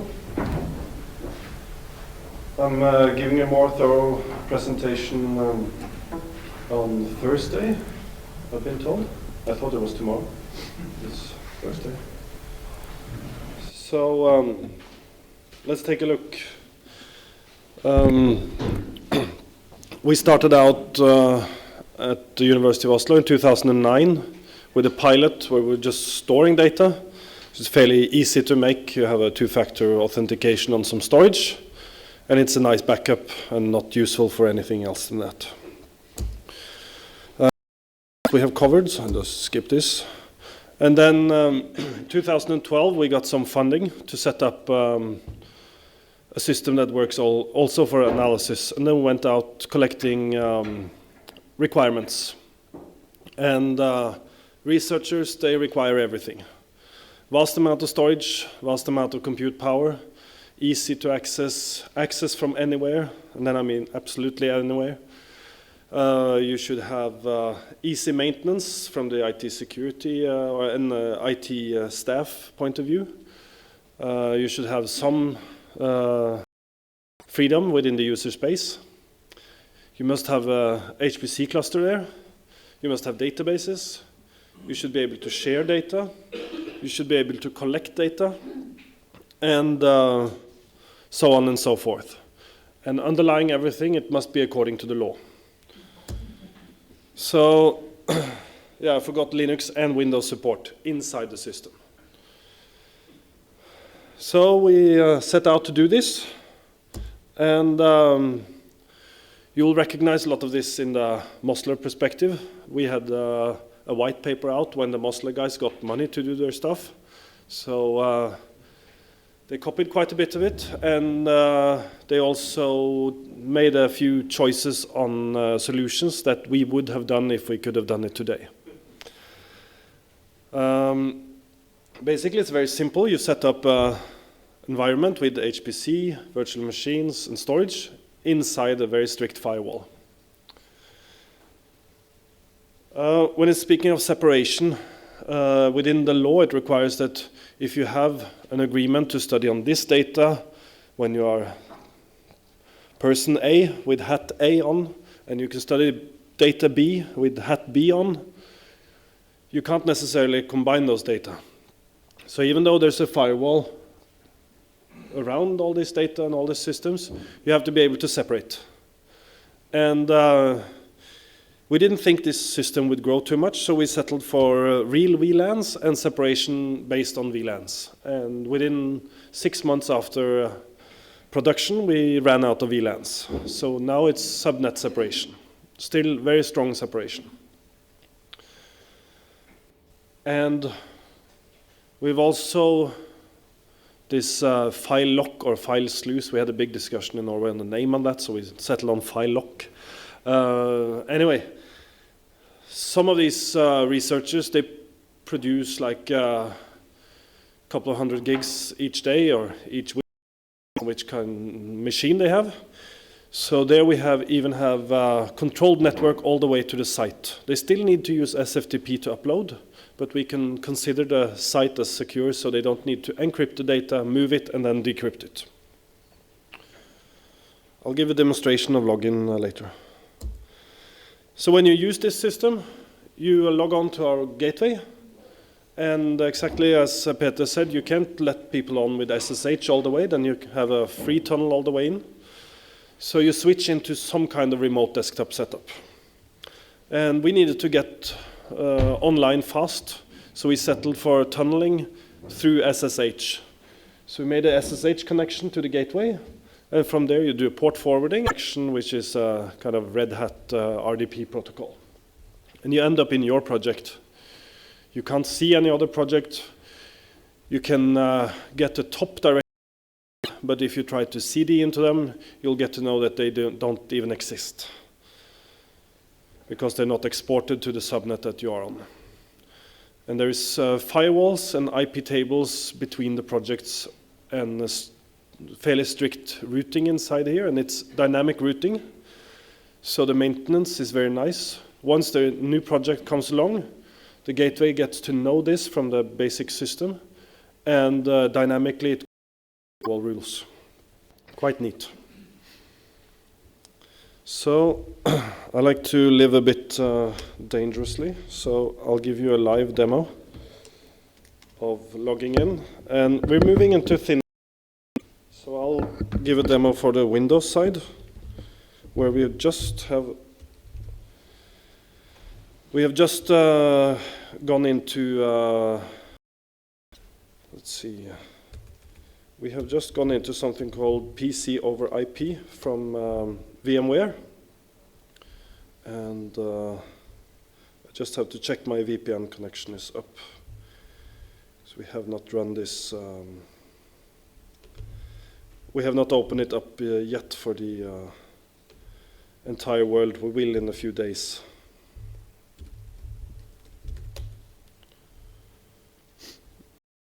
There's a VMware Horizon client, which you click on. If you haven't installed this software once you start, you'll get the direct link to download it from your window here. Hit continue, And you ask for your username. And here is where TSD differs from the other systems when it comes to username, because we have one username per project. That's because we do not have a virtualized cluster. So once you submit a job, if you are logged in into 2 projects at the same time, which is no problem, start running jobs in a cluster as the same user, you'll start to mess up your data rights.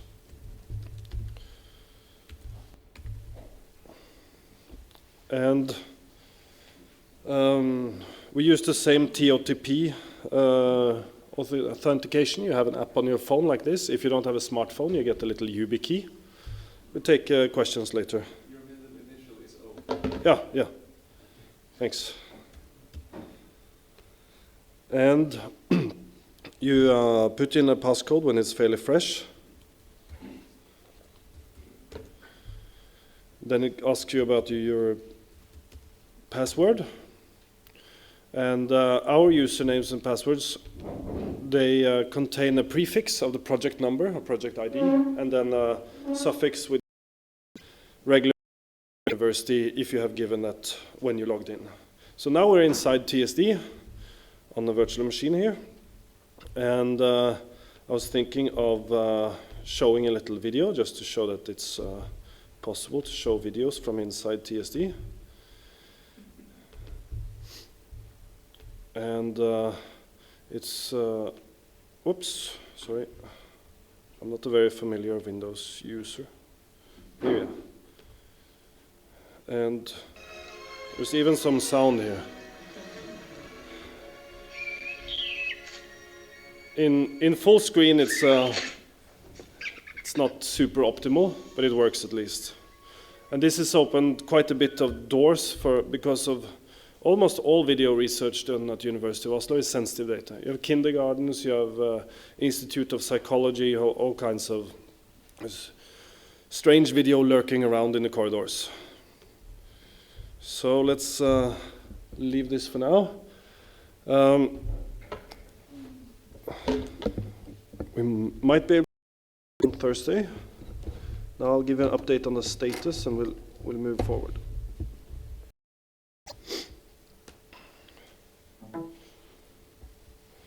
The export and import of data was explained fairly well by Peter, I think. The main idea is that only a few should be allowed to export data and everyone could import data. With the RDP on Windows, which we are using right now, together with this SSH, you can't control which way you copy. Either it's on or it's off. But with this PC over IP and ThinLink, you can actually control which way. So you can have easy copy-paste going into the system and not out. Quite nice. I won't spend time on this. This is a killer application in TSD. This is how we collect sensitive data in a secure fashion, and we can even do it so that we have an absolute identification of the person delivering the data. In Norway, we have something called ID-porten, which is a governmental portal for identification online, and is used when we hand in our tax report, and it's very easy for us to connect to it. And at the university, we have something called NetSchema, which is an online inquiry form, much like QuestBack, if you've heard about this. Good thing here is it's very easy to design your own questionnaires. And then you tick off, I want this in TSD, and then you tick off, I want level 3 or level 4 authentication. Level 3 would be the regular mean ID in Norway, where when you hand in tax report. Level 4 is a bit more secure because then you have a full chain of identity providers behind that one. Called Bank ID, for instance, is one of those level 4. The moment you hit submit, you're on HTTPS all the time, but at the moment you hit submit, data is transferred to our web server. It's encrypted in memory by a key that's public, and then it's delivered to this file lock mechanism, and you can pick it up in your project where you and only you have the private key for that encryption. And if you chose then to have a strict ID of the person delivering this, you're absolutely sure that it's person this or that who answered that, yes, I do have alcohol problems at the University of Oslo, please contact me so I can come to an interview at the Institute of Psychology. So, this is quite nice because people who do nutrition research, they save about 1 million kroner each time they do an inquiry, just in stamps and envelopes and stuff like this. And they get much better data because we can tick off that you have to answer this question to go forward. Status right now, we're about 85 projects. There's about 350 users. We have more than 1 petabyte data on disk, most of this being MR pictures and sequencing data. You can use Linux or Windows host inside our system or servers inside our system. The HPC cluster is as exact copy as the outside cluster in Oslo as possible. So you find the same module load, you find the same software and everything. It's mirrored just like on UpMax, the software side is mirrored to the inside.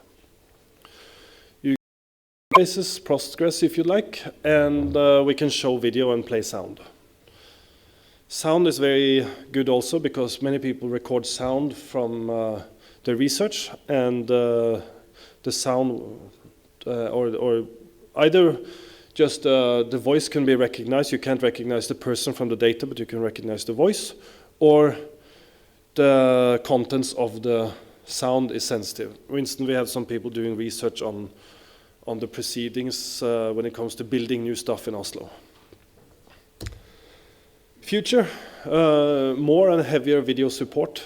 We want to be able to deliver 4 parallel video streams. Then we use the VDI infrastructure with all kinds of accelerators. Very cool project. We are running a journal system for the Institute of Psychology. We want more in cooperation with the biobanks, hosting biobanks and so on. Just showed the PC over IP live. ThinLink is coming in a month or so. You can access today the Linux machines, but it's a bit of a hassle. We're hoping to run Galaxy inside so that you can get an easier access to high-performance computing. Because of security issues, we then deploy a Galaxy instance per project. For more not technically related questions, we want to have the Elixir help desk in Oslo connected so that they can actually help people doing analysis.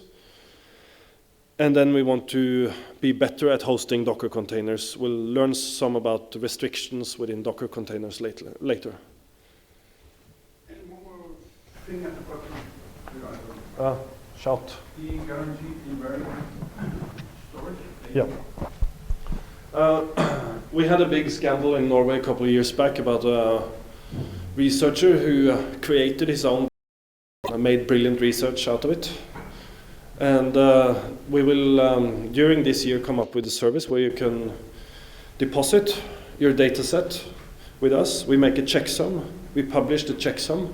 And then if researcher B goes to researcher A and gets the same data set, he can check the checksum with us and see that this data has not been tampered with since we made that checksum. And there was one more thing that I was going to say that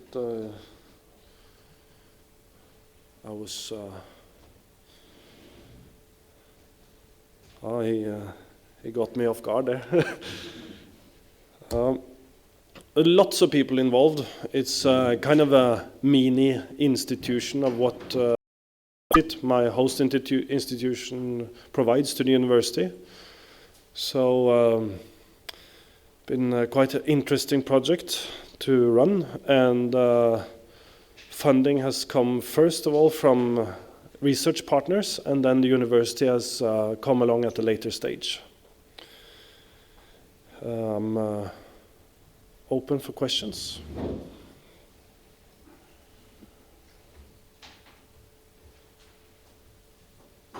I just remember what I was about to say, and that's how we do recognize the users.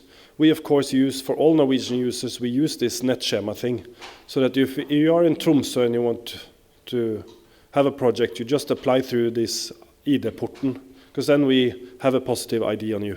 And then your user as well applies, and when you apply, you put in the personal identification number of all your users, and then we match this. There's a user here with this identification number, and your boss has said that you're okay if you have this personal identification number. And then we ship by regular mail the login information, but we use this mail to show an ID at the post office. We're looking into something called secure email in Norway, which is the way the government ships out sensitive information. So we want to use this, and we're in discussions with the ones providing this service already.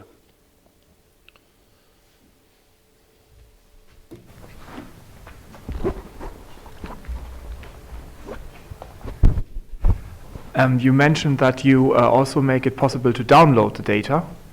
Do you use any kind of watermark, or how is it traceable then back to the person who's downloaded it? Are you now thinking of our sensitive data? The invariant storage that I was describing? No, first the researcher A deposits the data with us, and we do a checksum of that data, and we store the data and the checksum.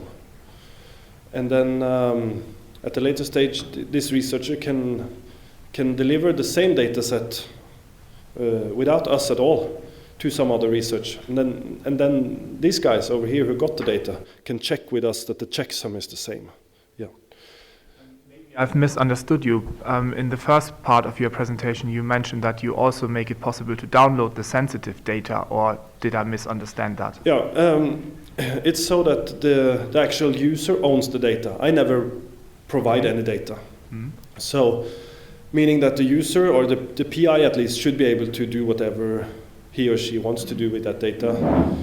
And they can export everything outside of TSD, but then in the data handler agreement, it states that once you take data out, if it's sensitive data, it should be encrypted, and there is where my responsibility ends.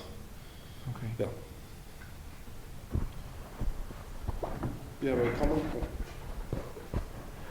You were mentioning biobanks, and would you care to envision a bit about what archival will look like in your system? Is it planned, or? First of all, when I mentioned biobanks, we were thinking biobanks who do not provide a compute resource.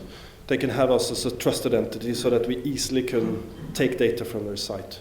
When it comes to archiving, we're looking into some way that the users can actively write to disk, because some of these guys have, like one of the guys in the back, he has more than 500 terabytes of allocated disk, and it's too expensive, so he wants to deposit privately to tape, I'm sorry.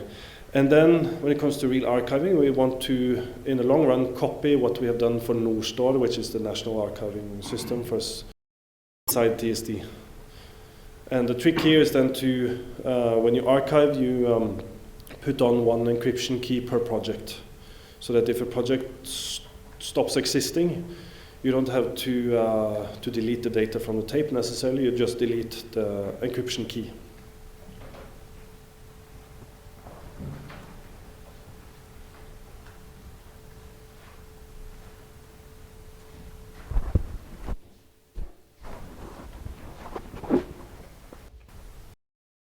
Okay, next speaker in line is Abdulrahman Asab from University of Oslo. He's going to speak a little bit about Docker containers within a secure environment.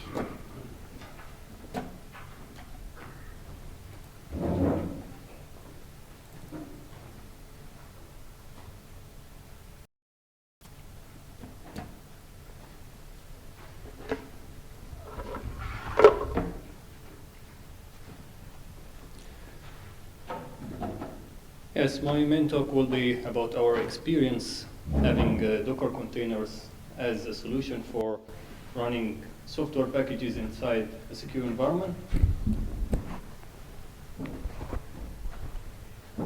This is the agenda. The TSD as a secure environment, I will go through this fast since Gard have already described it. So for a user perspective, there is a collection of projects. You as a user is a member of one or more project. You access the system through two-factor authentication.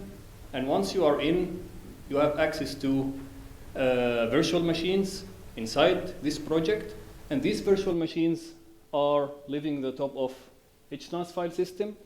And this is where the project storage area is located. And also projects have access to a computational cluster for performing high-performance computing. And this computational cluster is working on top of another file system, which is a parallel file system. And this is an overview of the storage area for each project. These are the main data storages, the main data areas. Each project have the project name /data/durable for storing data which will be into the backup process, and in no backup the data that you don't want it to be backed up. Also the file lock Gard have described. The main issue about software provisioning, installing software inside the TSD. What are the options? The TSD is an isolated environment. You cannot download things from the internet. The virtual machines take files through the file lock and install them into your home directory. You use them from your home directory.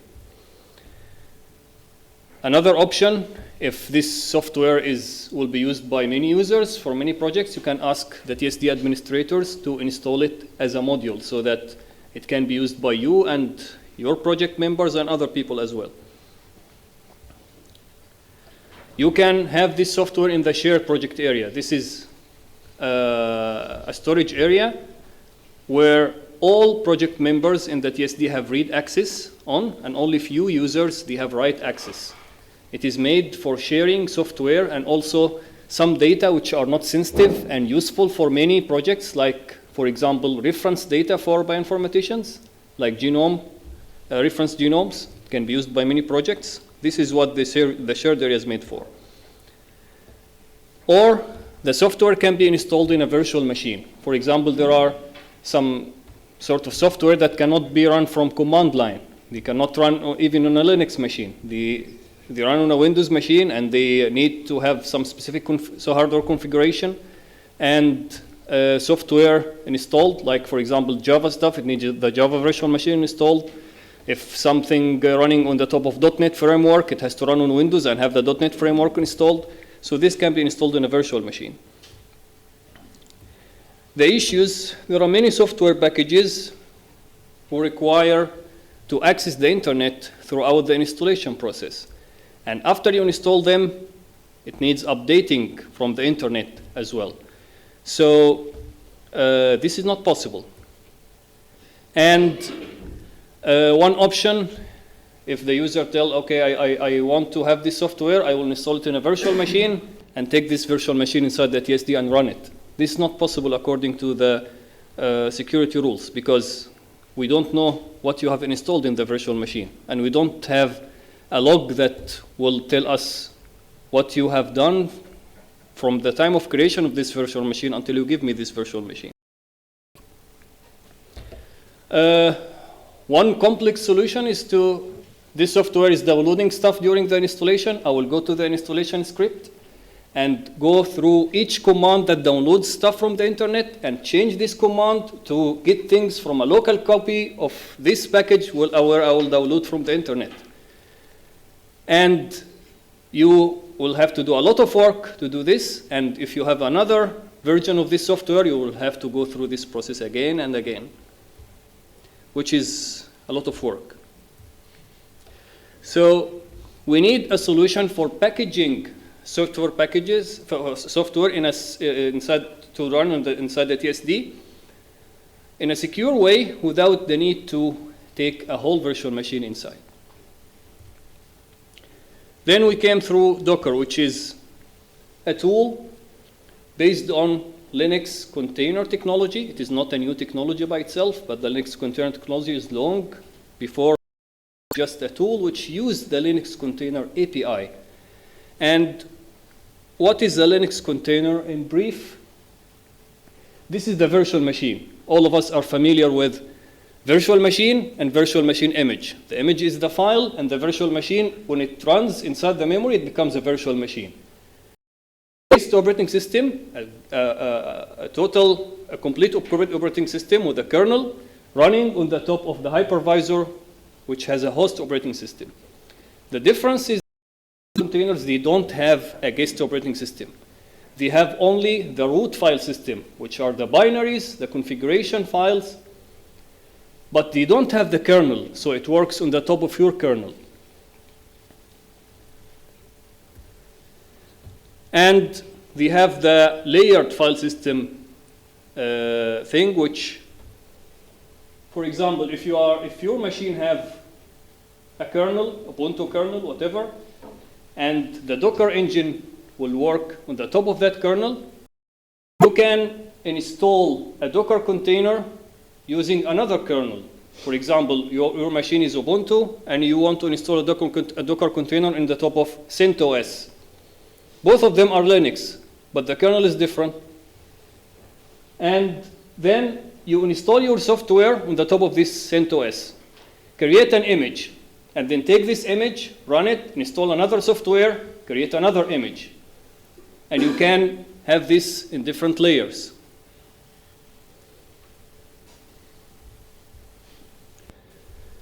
The platforms that support Docker, Linux platforms, you can run Docker on Windows and Mac OS, OS X, using boot to Docker, because Windows does not have a Linux kernel. And here you can see that it works on your kernel, but Windows doesn't have a Linux kernel, so you need to have something that creates a virtual machine, a lightweight virtual machine, to have Docker running on Windows.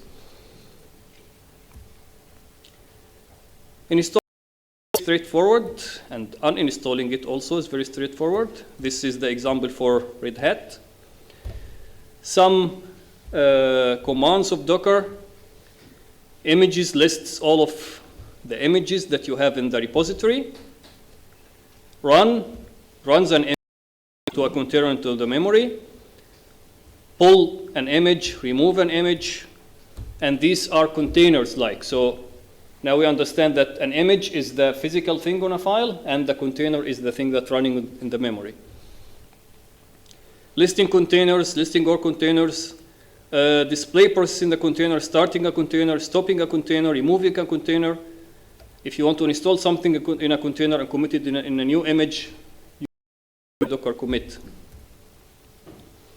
And here, if you want to open an interactive terminal with the container, so that you can log in into the container and start executing commands inside. Building a Docker image, because the aim is to be able to package your software, right? So how to do this? You can start with the base image, log into it, have interactive session with it, run the commands that installs your software, downloading stuff, installing stuff, finished, exit from the image, and then commit it to a new image. You will have the image that contains your software. Another way is to start with the base image, mean that an image that have only a root file system, which else, and create a Docker script. This is a human readable script. You write the command that installs your software in a specific format, and then build this to a new image. This is an example of installing Bowtie 2 using the first way, logging into the Docker container. So here, I am running Ubuntu 4.14 as a base image.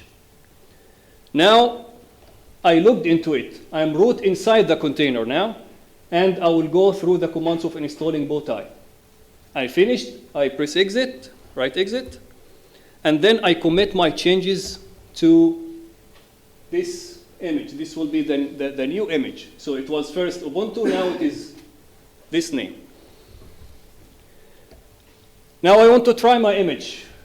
Docker run, the image tag. This is the command. I want to check that Bowtie is installed, so I want to run this command. I will find that it is installed.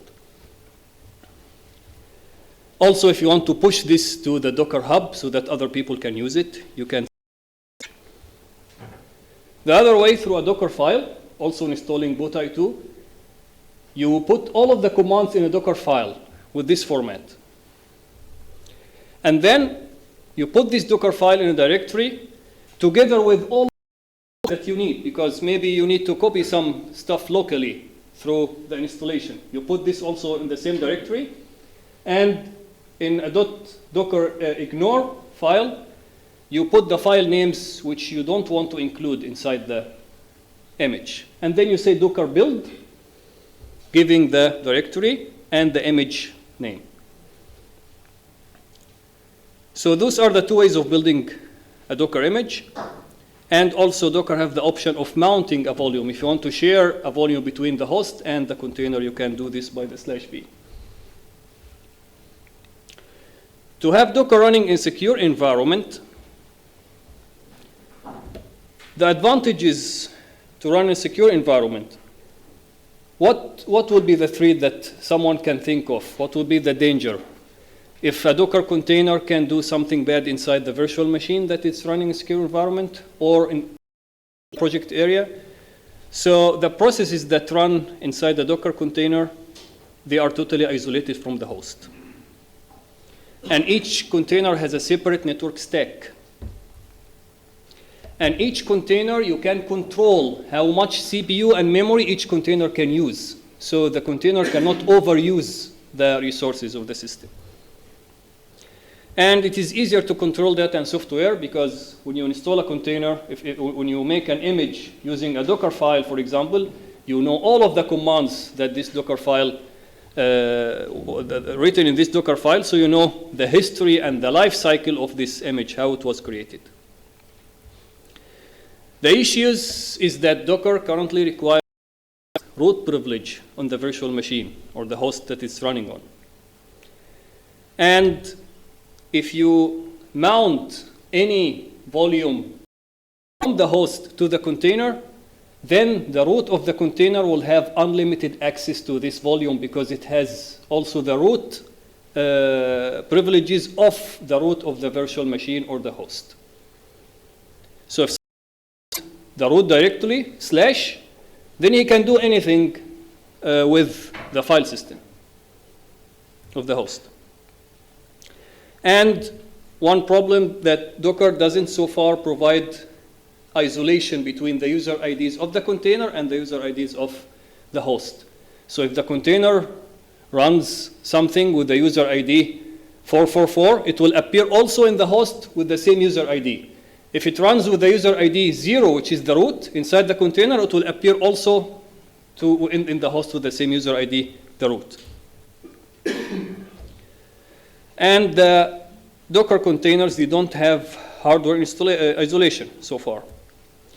So one solution to overcome the problem of having insecure Docker containers running, I will not let the user give me the image as a black box. I have the option of having a Docker file.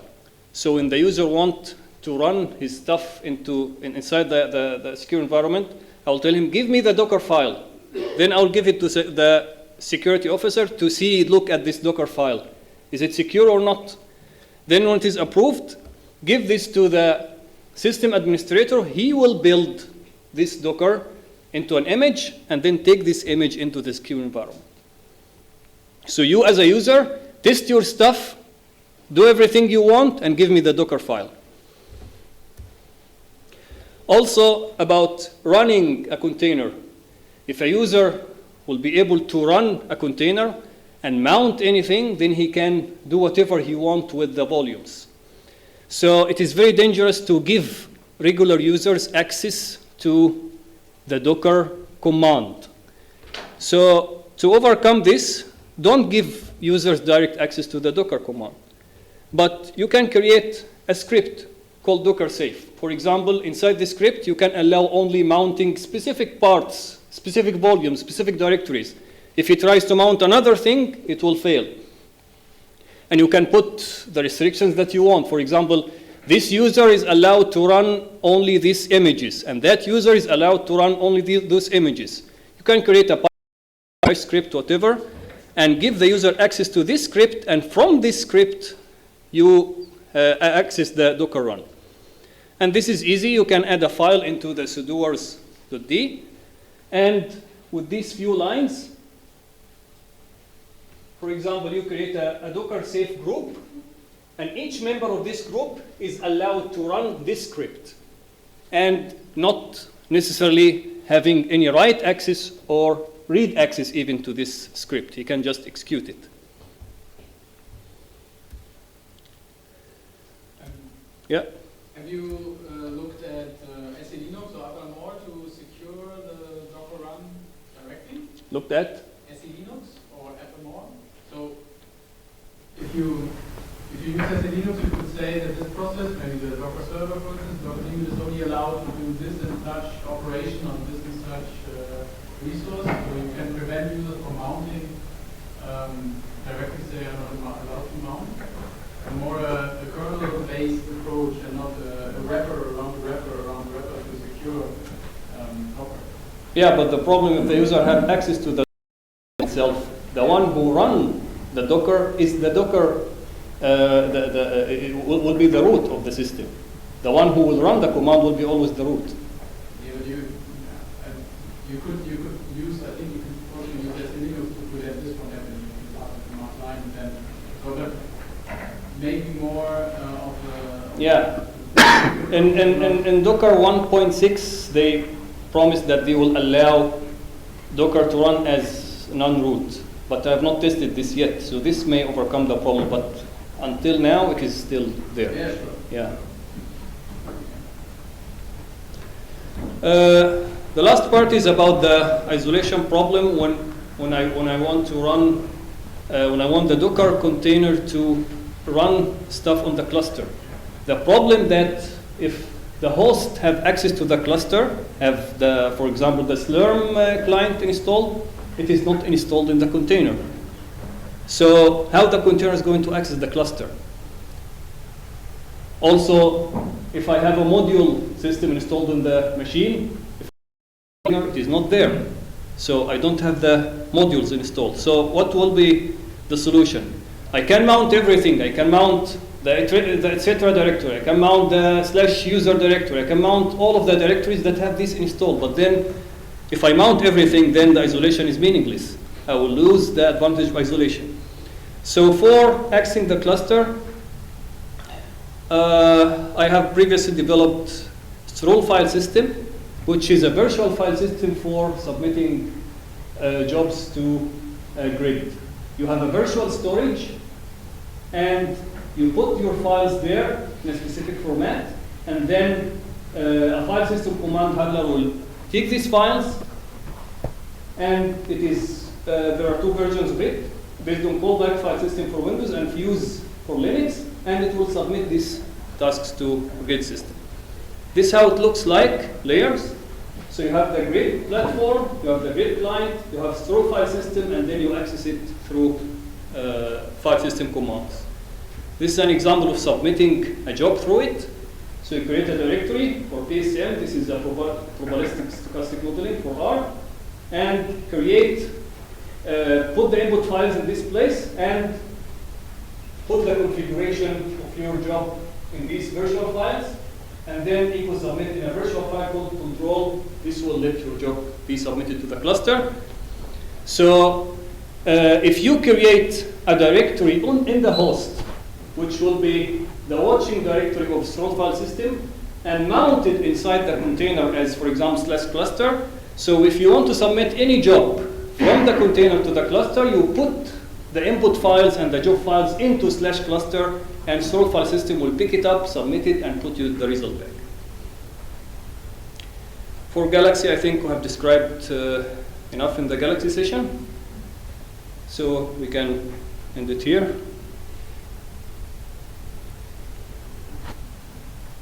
Any questions?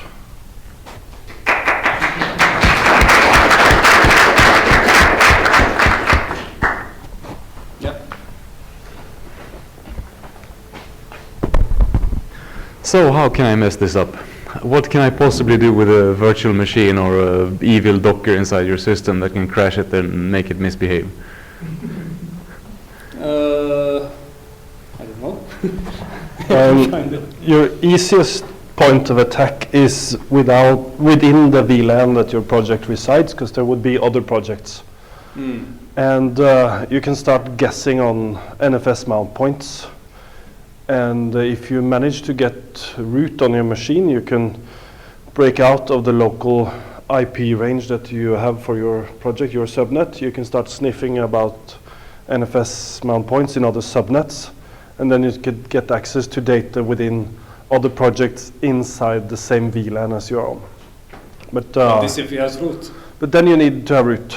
Yeah. So and you should not this get is the root. point. We will not give a regular user root access, and the Docker container, no one will be able to run the Docker directly. So he will not get the advantage of having Docker accessing as root. This is also the main reason why we say no to virtual machines from the outside, because we don't know how they're prepped.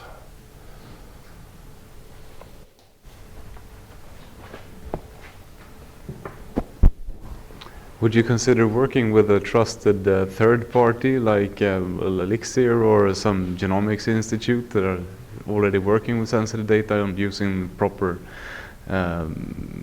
environments and such, and with proper IT expertise, and let their images onto your system?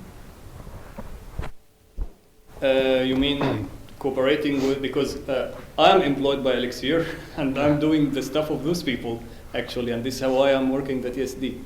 But if I think I can comment on that. When it comes to virtual machines, I don't think we will open up for that, at least in the near future. When it comes to Dockers, it's a very nice way to make this Docker file. So that will be the way to go if we go in production with Dockers. We have this board of changes within TSD system, and if you do anything that might involve changes into the risk assessment, that's a very big change. So we want to keep everything inside what's the risk assessment that people have signed up for already. So we're not introducing major changes into the risk picture. I think currently we are sharing the export directory of Galaxy. It is inside the Dropbox of Nike, and I think we will start sharing more. And so for in the Docker context, yeah. How do you secure if you have a syscall that is flawed somehow? You can break out of a Docker container and own the host system, right? You can break out of the container, and then since you have the same kernel as the host has, if you have a security breach in a kernel, then you are on the system. Only for the, you will have this access only for the volumes that you are mounting inside the container. But if you are not mounting anything, then you will not have access. No, but if you have a breach inside of the kernel of the host system, since you use the kernel's host system, then you will own the root machine. So own the system where the Docker daemon is running on. Because you're in traditional virtualization, you have your hypervisor, and on top of the hypervisor, you have your host, your own guest kernel, right? If you break through this kernel, then you are on the hypervisor, and the hypervisor is designed to be secure, so it will be very hard to penetrate the host kernel, the physical host kernel. But within Docker, since you're connecting directly to system calls from the host system, if you have a secure breach, and there are, according to Google, every 6 months there is a syscall vulnerability, then you will have access to the host system. So that's why Google Compute Engine and AWS are using traditional virtualization underneath Docker. So have you considered this as well? Having processes running inside the container will never let them interfere with processes running outside the container. They are totally isolated. So you cannot crush the kernel from the container. You cannot do that. You can crush only the kernel if you have, for example, the specific volumes where you can crush the kernel mounted.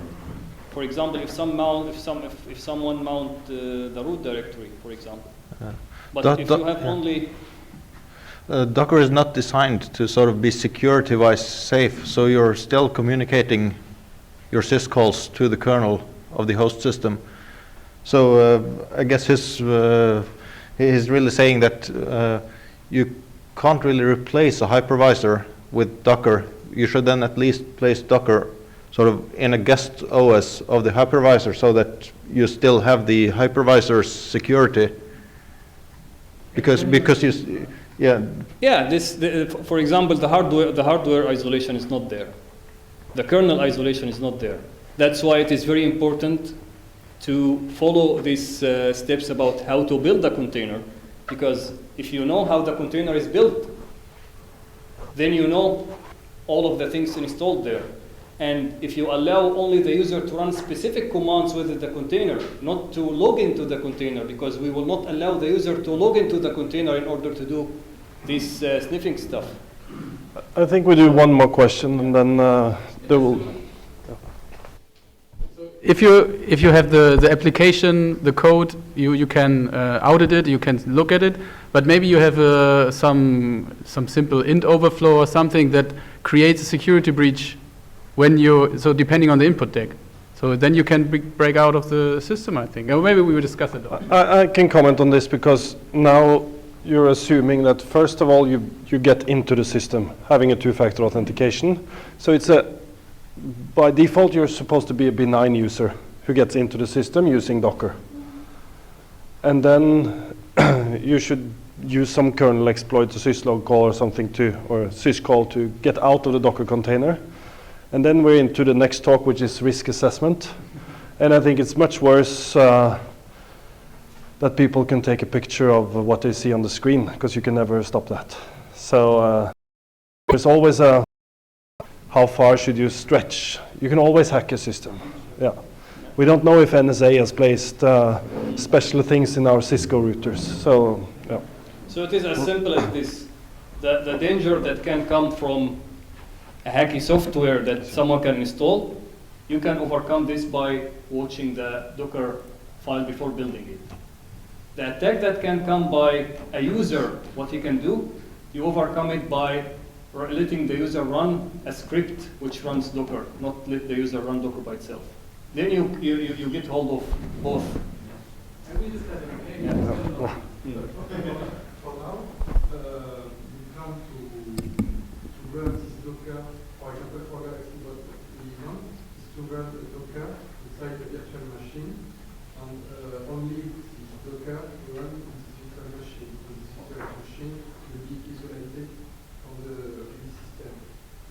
So, yeah, this if we have Docker to run as a shared software that accessed by many users. But if we want users to call Docker commands, this will be through the Docker safe script. I think we end the discussion there. We've seen through this work that Docker is not super optimal, but it's perhaps a way to go. We'll see if we ever get into production. And risk assessment is therefore important. Spend a few minutes on this, and then we're open for all kinds of questions, and then we call it a day. So when to think of risks? We have a security expert at the University of Oslo who's been very close to developing, and a couple of our developers are by nature very, very paranoid. So we're kind of thinking of all things. But when should we think about this?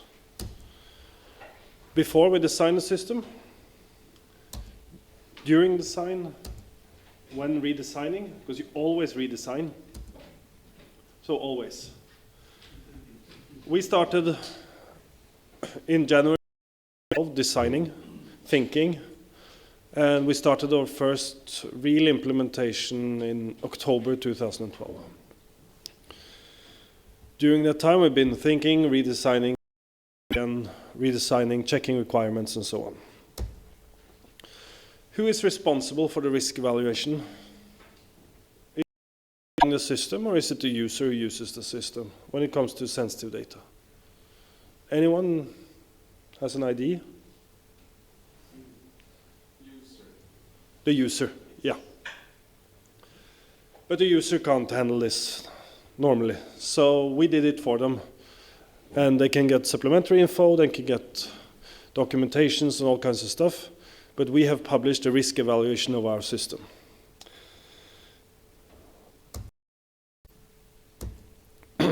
System outline we've been through. When you're doing the risk assessment, we're kind of thinking along 3 axes. The first one is partiality. Only the ones who should see the data should see the data. And we have put this as our absolute must of these 3 axes. Integrity. We should at least know that no one else than the people on that research project can manipulate the data. When it comes to a few projects where we're talking about clinical evaluation of drugs and so on, then we need this inside the project, and we don't have that in place in TSD yet. But at least no other users than the project users should mess with our data. The last axis is accessibility. And we kind of down prioritized that one because we needed to get quickly online. So there was kind of a high threshold for starting to use the system. And which level of detail? If you produce a 100-page risk assessment document, no one will ever read it. If it's 1 page, you don't supply enough. So you put it at a reasonable level, and where it's needed, you put in a lot of details. So for instance, our system, we describe how we manage the storage, the separation of the projects, and the firewall login system very well. The other is more or less touching on the important issues, and then the user can ask us if they want more data. And it must be easy to read and not so thick that it's just no one cares. Our risk evaluation method has been fairly easy to do, and no one is like, oh, we have to do it again, because you have to redo this once in a while. So what we do is, first we see what kind of data are we hosting, and in this case it's fairly easy, it's sensitive data. And then we do a brainstorm of how would I attack this system. So we don't we have used this widely at UIO. We don't go through a manual, tick off this and that. We believe in the expertise of those who built this system, that they will have more or less control of the main attack points because they actually build it. They know if there's a backdoor that the sysadmin uses when they don't care about using 2-factor and so on. And then we list all these risk elements and we grade them. There's a probability from 1 to 4, and then there's a consequence from 1 to 4. And then you multiply those numbers, and you see if you get a high number or a low number. From 1 to 4, that's okay. So, for instance, in the Docker issue that you mentioned, we would sit down, discuss, and we know that this issue has been raised, and we'll try to place it if this is something we can live with, or is this something we have to work on and we can go in production but we have to fix it, or we can't go in production at all.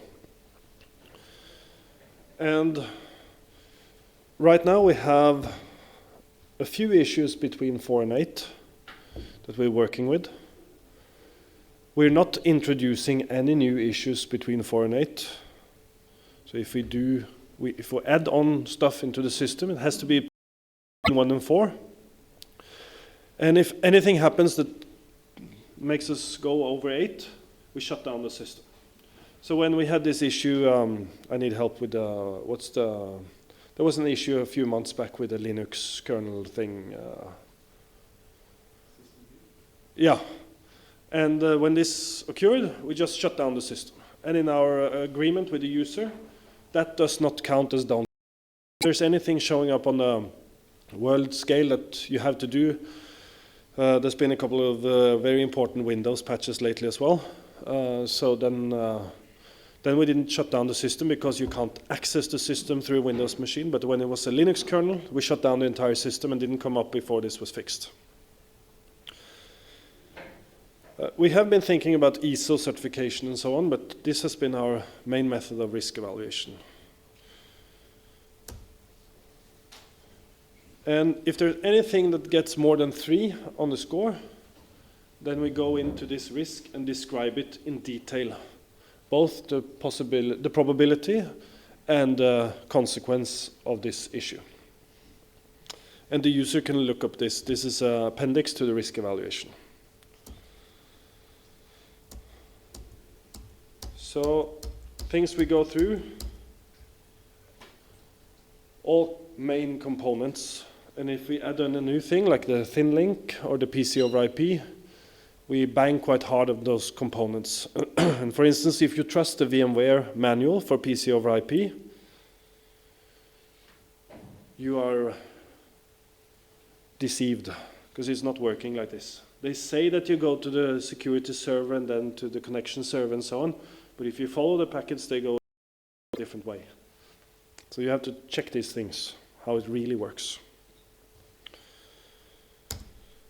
And who does it? It should be the same people who create the system, and then you bring in experts if you need. And in our system, we have a change advisory board, and that's been a very nice feature, because every change you do, it has to be ticked off, and then you have a paper trail of the changes. And if there's a change in a major risk evaluation, then you have to inform all the users, because they signed off on version 3. They didn't sign off on version 3 or 4. And if the version 4 is the current one, maybe the hospital who uses this system wants to shut down all usage. And then, of course, you publish your risk evaluation. And we even have a lot of our code that runs the gateway and firewall and so on in the regular GitHub where people can download it, because you have to assume that the attacker knows your code. A few nice to remember about, if you build a system yourself, is what are the laws and regulations, who is the typical data owner, get them on board, so that they don't just say, okay, you build a system, but we weren't in on deciding, so we don't care, we don't want to use it. Who are the stakeholders? They normally are the people who fund it as well, and they normally are the same who owns the data. And who has the final decision authority? We were kind of in a fog there, because no one has ever done this in Norway before. Rules and regulation were a bit insecure, or uncertain or unclear. So it ended up actually that Norwegian Data Inspectorate were very happy that we were kind of calling the shots. So our IT security officer, he kind of defined what was okay and not. And the Data Inspectorate are super happy, because they know that this is vastly better than what was before. And they never say this is okay with a stamp. They're more or less about the system, and in our case, luckily, they're less worried than before. Any questions to the risk assessment part? I think it's really important that the different systems provide a risk assessment. Yeah.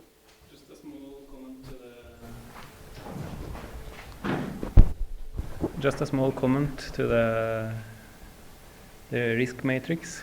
It's very useful to have not only numbers to use for your severity, but also have some sort of what these numbers mean. Like when I worked in the oil business, we were having risk assessment, and one was unheard of in oil industry, and the other end was could happen every day. And we also had on the consequences side, we used what the cost would be for the company to fix, but that was also too inaccurate. Yeah, if you check out the published risk assessment, it's you see fairly well in the consequences what this would. So, for instance, if you get root access, then it is described how bad this can go. Yeah, but thanks. Any more questions? Yeah. Do you mind if I hijack and show what I'm is this call vulnerability at the end? So if you close it, and yeah, but I'm going to keep on for a few minutes, and then you can, the ones who want to stay can stay for that. Yeah, good. So I was thinking just to say that the Mosler system is more or less in production. ePauta is coming into production. TSD is in production, and at least for the TSD case, we're more than happy to have foreign projects, no problem. We even have translated agreement papers, so if anyone from Sweden or Finland wants to test it, you can just log on to, or Denmark. You can ask for a test account in a project where no sensitive data is to be kept, because we have all kinds of people in there. Or you can apply for a regular project. The pricing is, yeah, the price list is not been translated into English, but we can get that done if it's if there's an upcoming project. There was an issue about federating identity providers, and as you got to learn from the TSD system, because we have a non-virtualized HPC cluster, we needed to have different usernames to separate data from different projects. And the normal identity providers like Kalmar or Feida or Haka, I guess they provide, or at least would like to provide, only one username per person. So that's a problem there. And then also how we do this two-factor thing. And then also it implies a problem with the risk evaluation, because then we as a data handler has to have a data handler agreement with the ones hosting the IDP. So it's gonna become quite a mess. But I guess sometimes in the future it's going to get there. Then I think I'll say just thank you very much for attending. I'll be here all through Thursday. If there's any questions on my side, I think the other guys will be here around also, all other presenters. And then 1 minute to leave the room for those not interested in the exploit. And the floor is yours in a minute to describe the exploit.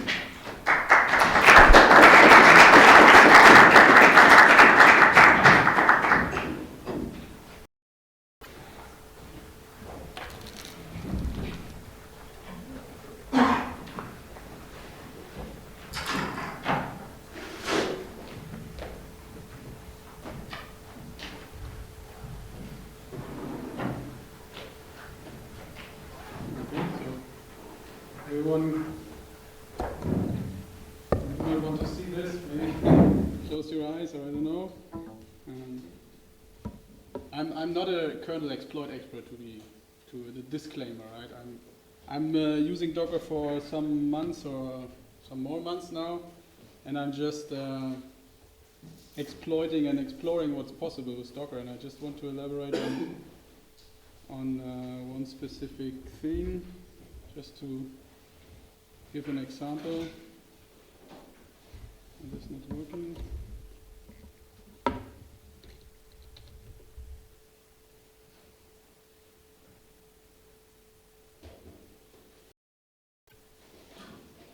Oh no. Here we go. So this is an old slide, but just it's similar to what was shown.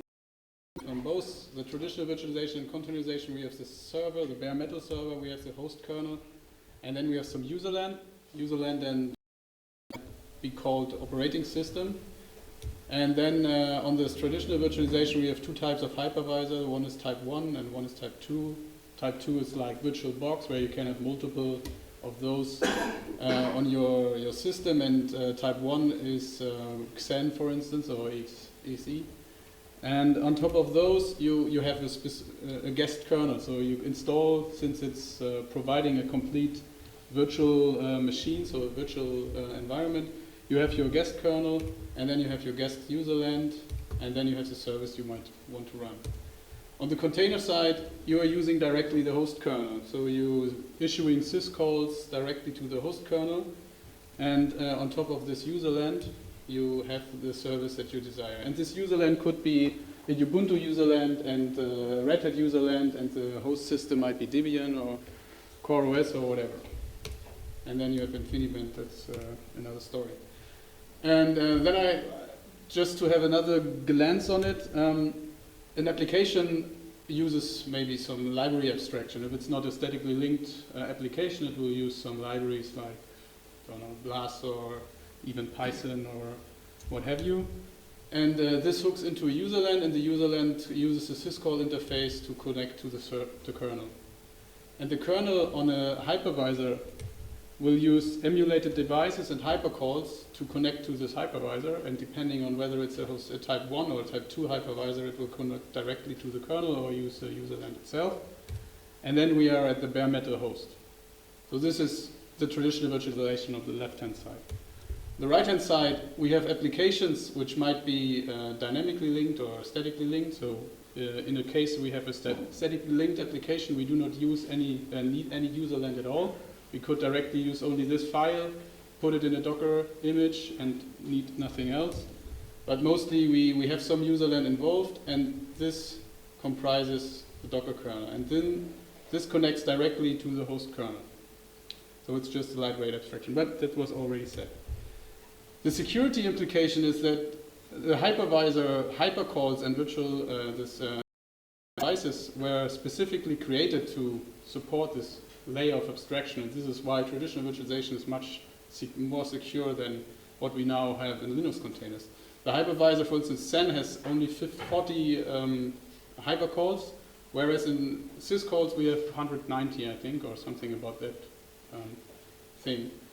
And then I have another funny slide, more or less. So syscalls, they are refactored to use kernel namespaces provided by Linux containers, whereas hypercalls are pretty from scratch for this purpose, so it's secure, and the others are maybe some shaky thing. We have to look into each system call to audit it if it's secure for Linux containers or not.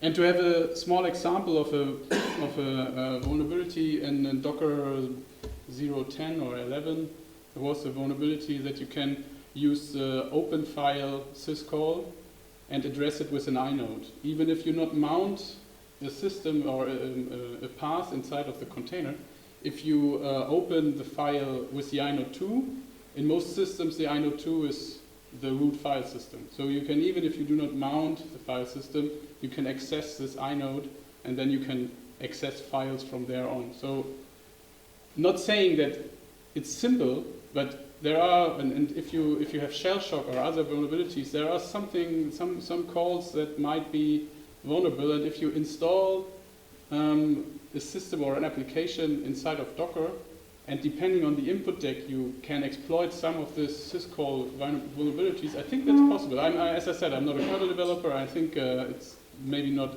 easy for everyone, but I think there are some implications that has to be considered in these terms.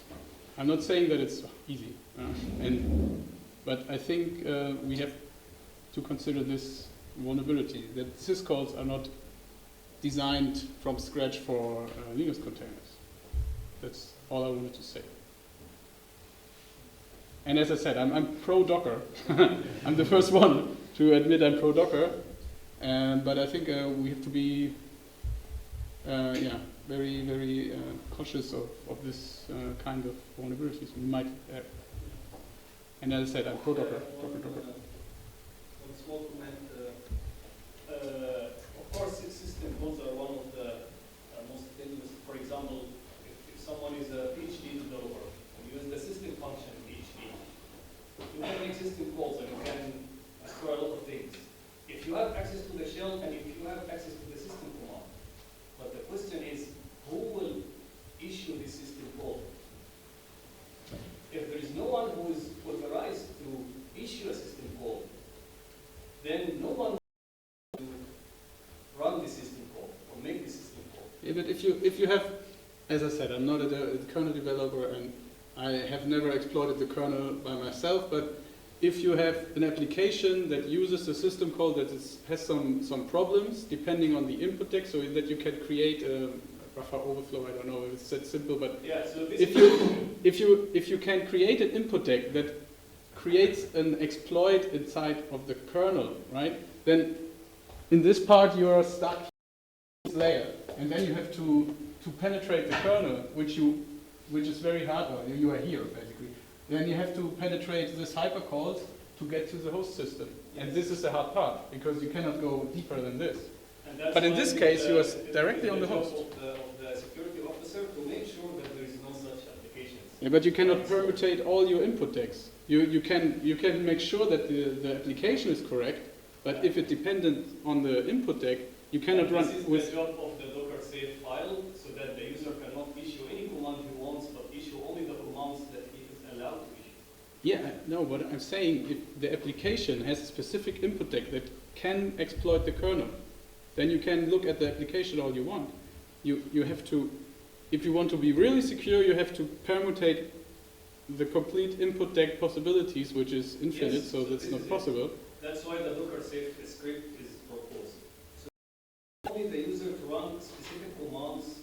But it won't help. Check these commands inside the script. That so won't you can help. do these checks inside the Docker save script. But that won't help. That won't help. Because if you can exploit the aopen or the file open system call, then that doesn't help, I think. But we might discuss it further. But who will call the system call? Who will issue the system call? The application. Someone has to issue the system call, right? Yeah, okay, that's true. But okay, aopen maybe. But as I said, I'm not perfectly a kernel That's developer. why we say we don't trust Docker, and that's why we put these guidelines. So we don't say to people, okay, use Docker, it's safe. No, it's not. But you try to make it as safe as possible. Okay, fair enough.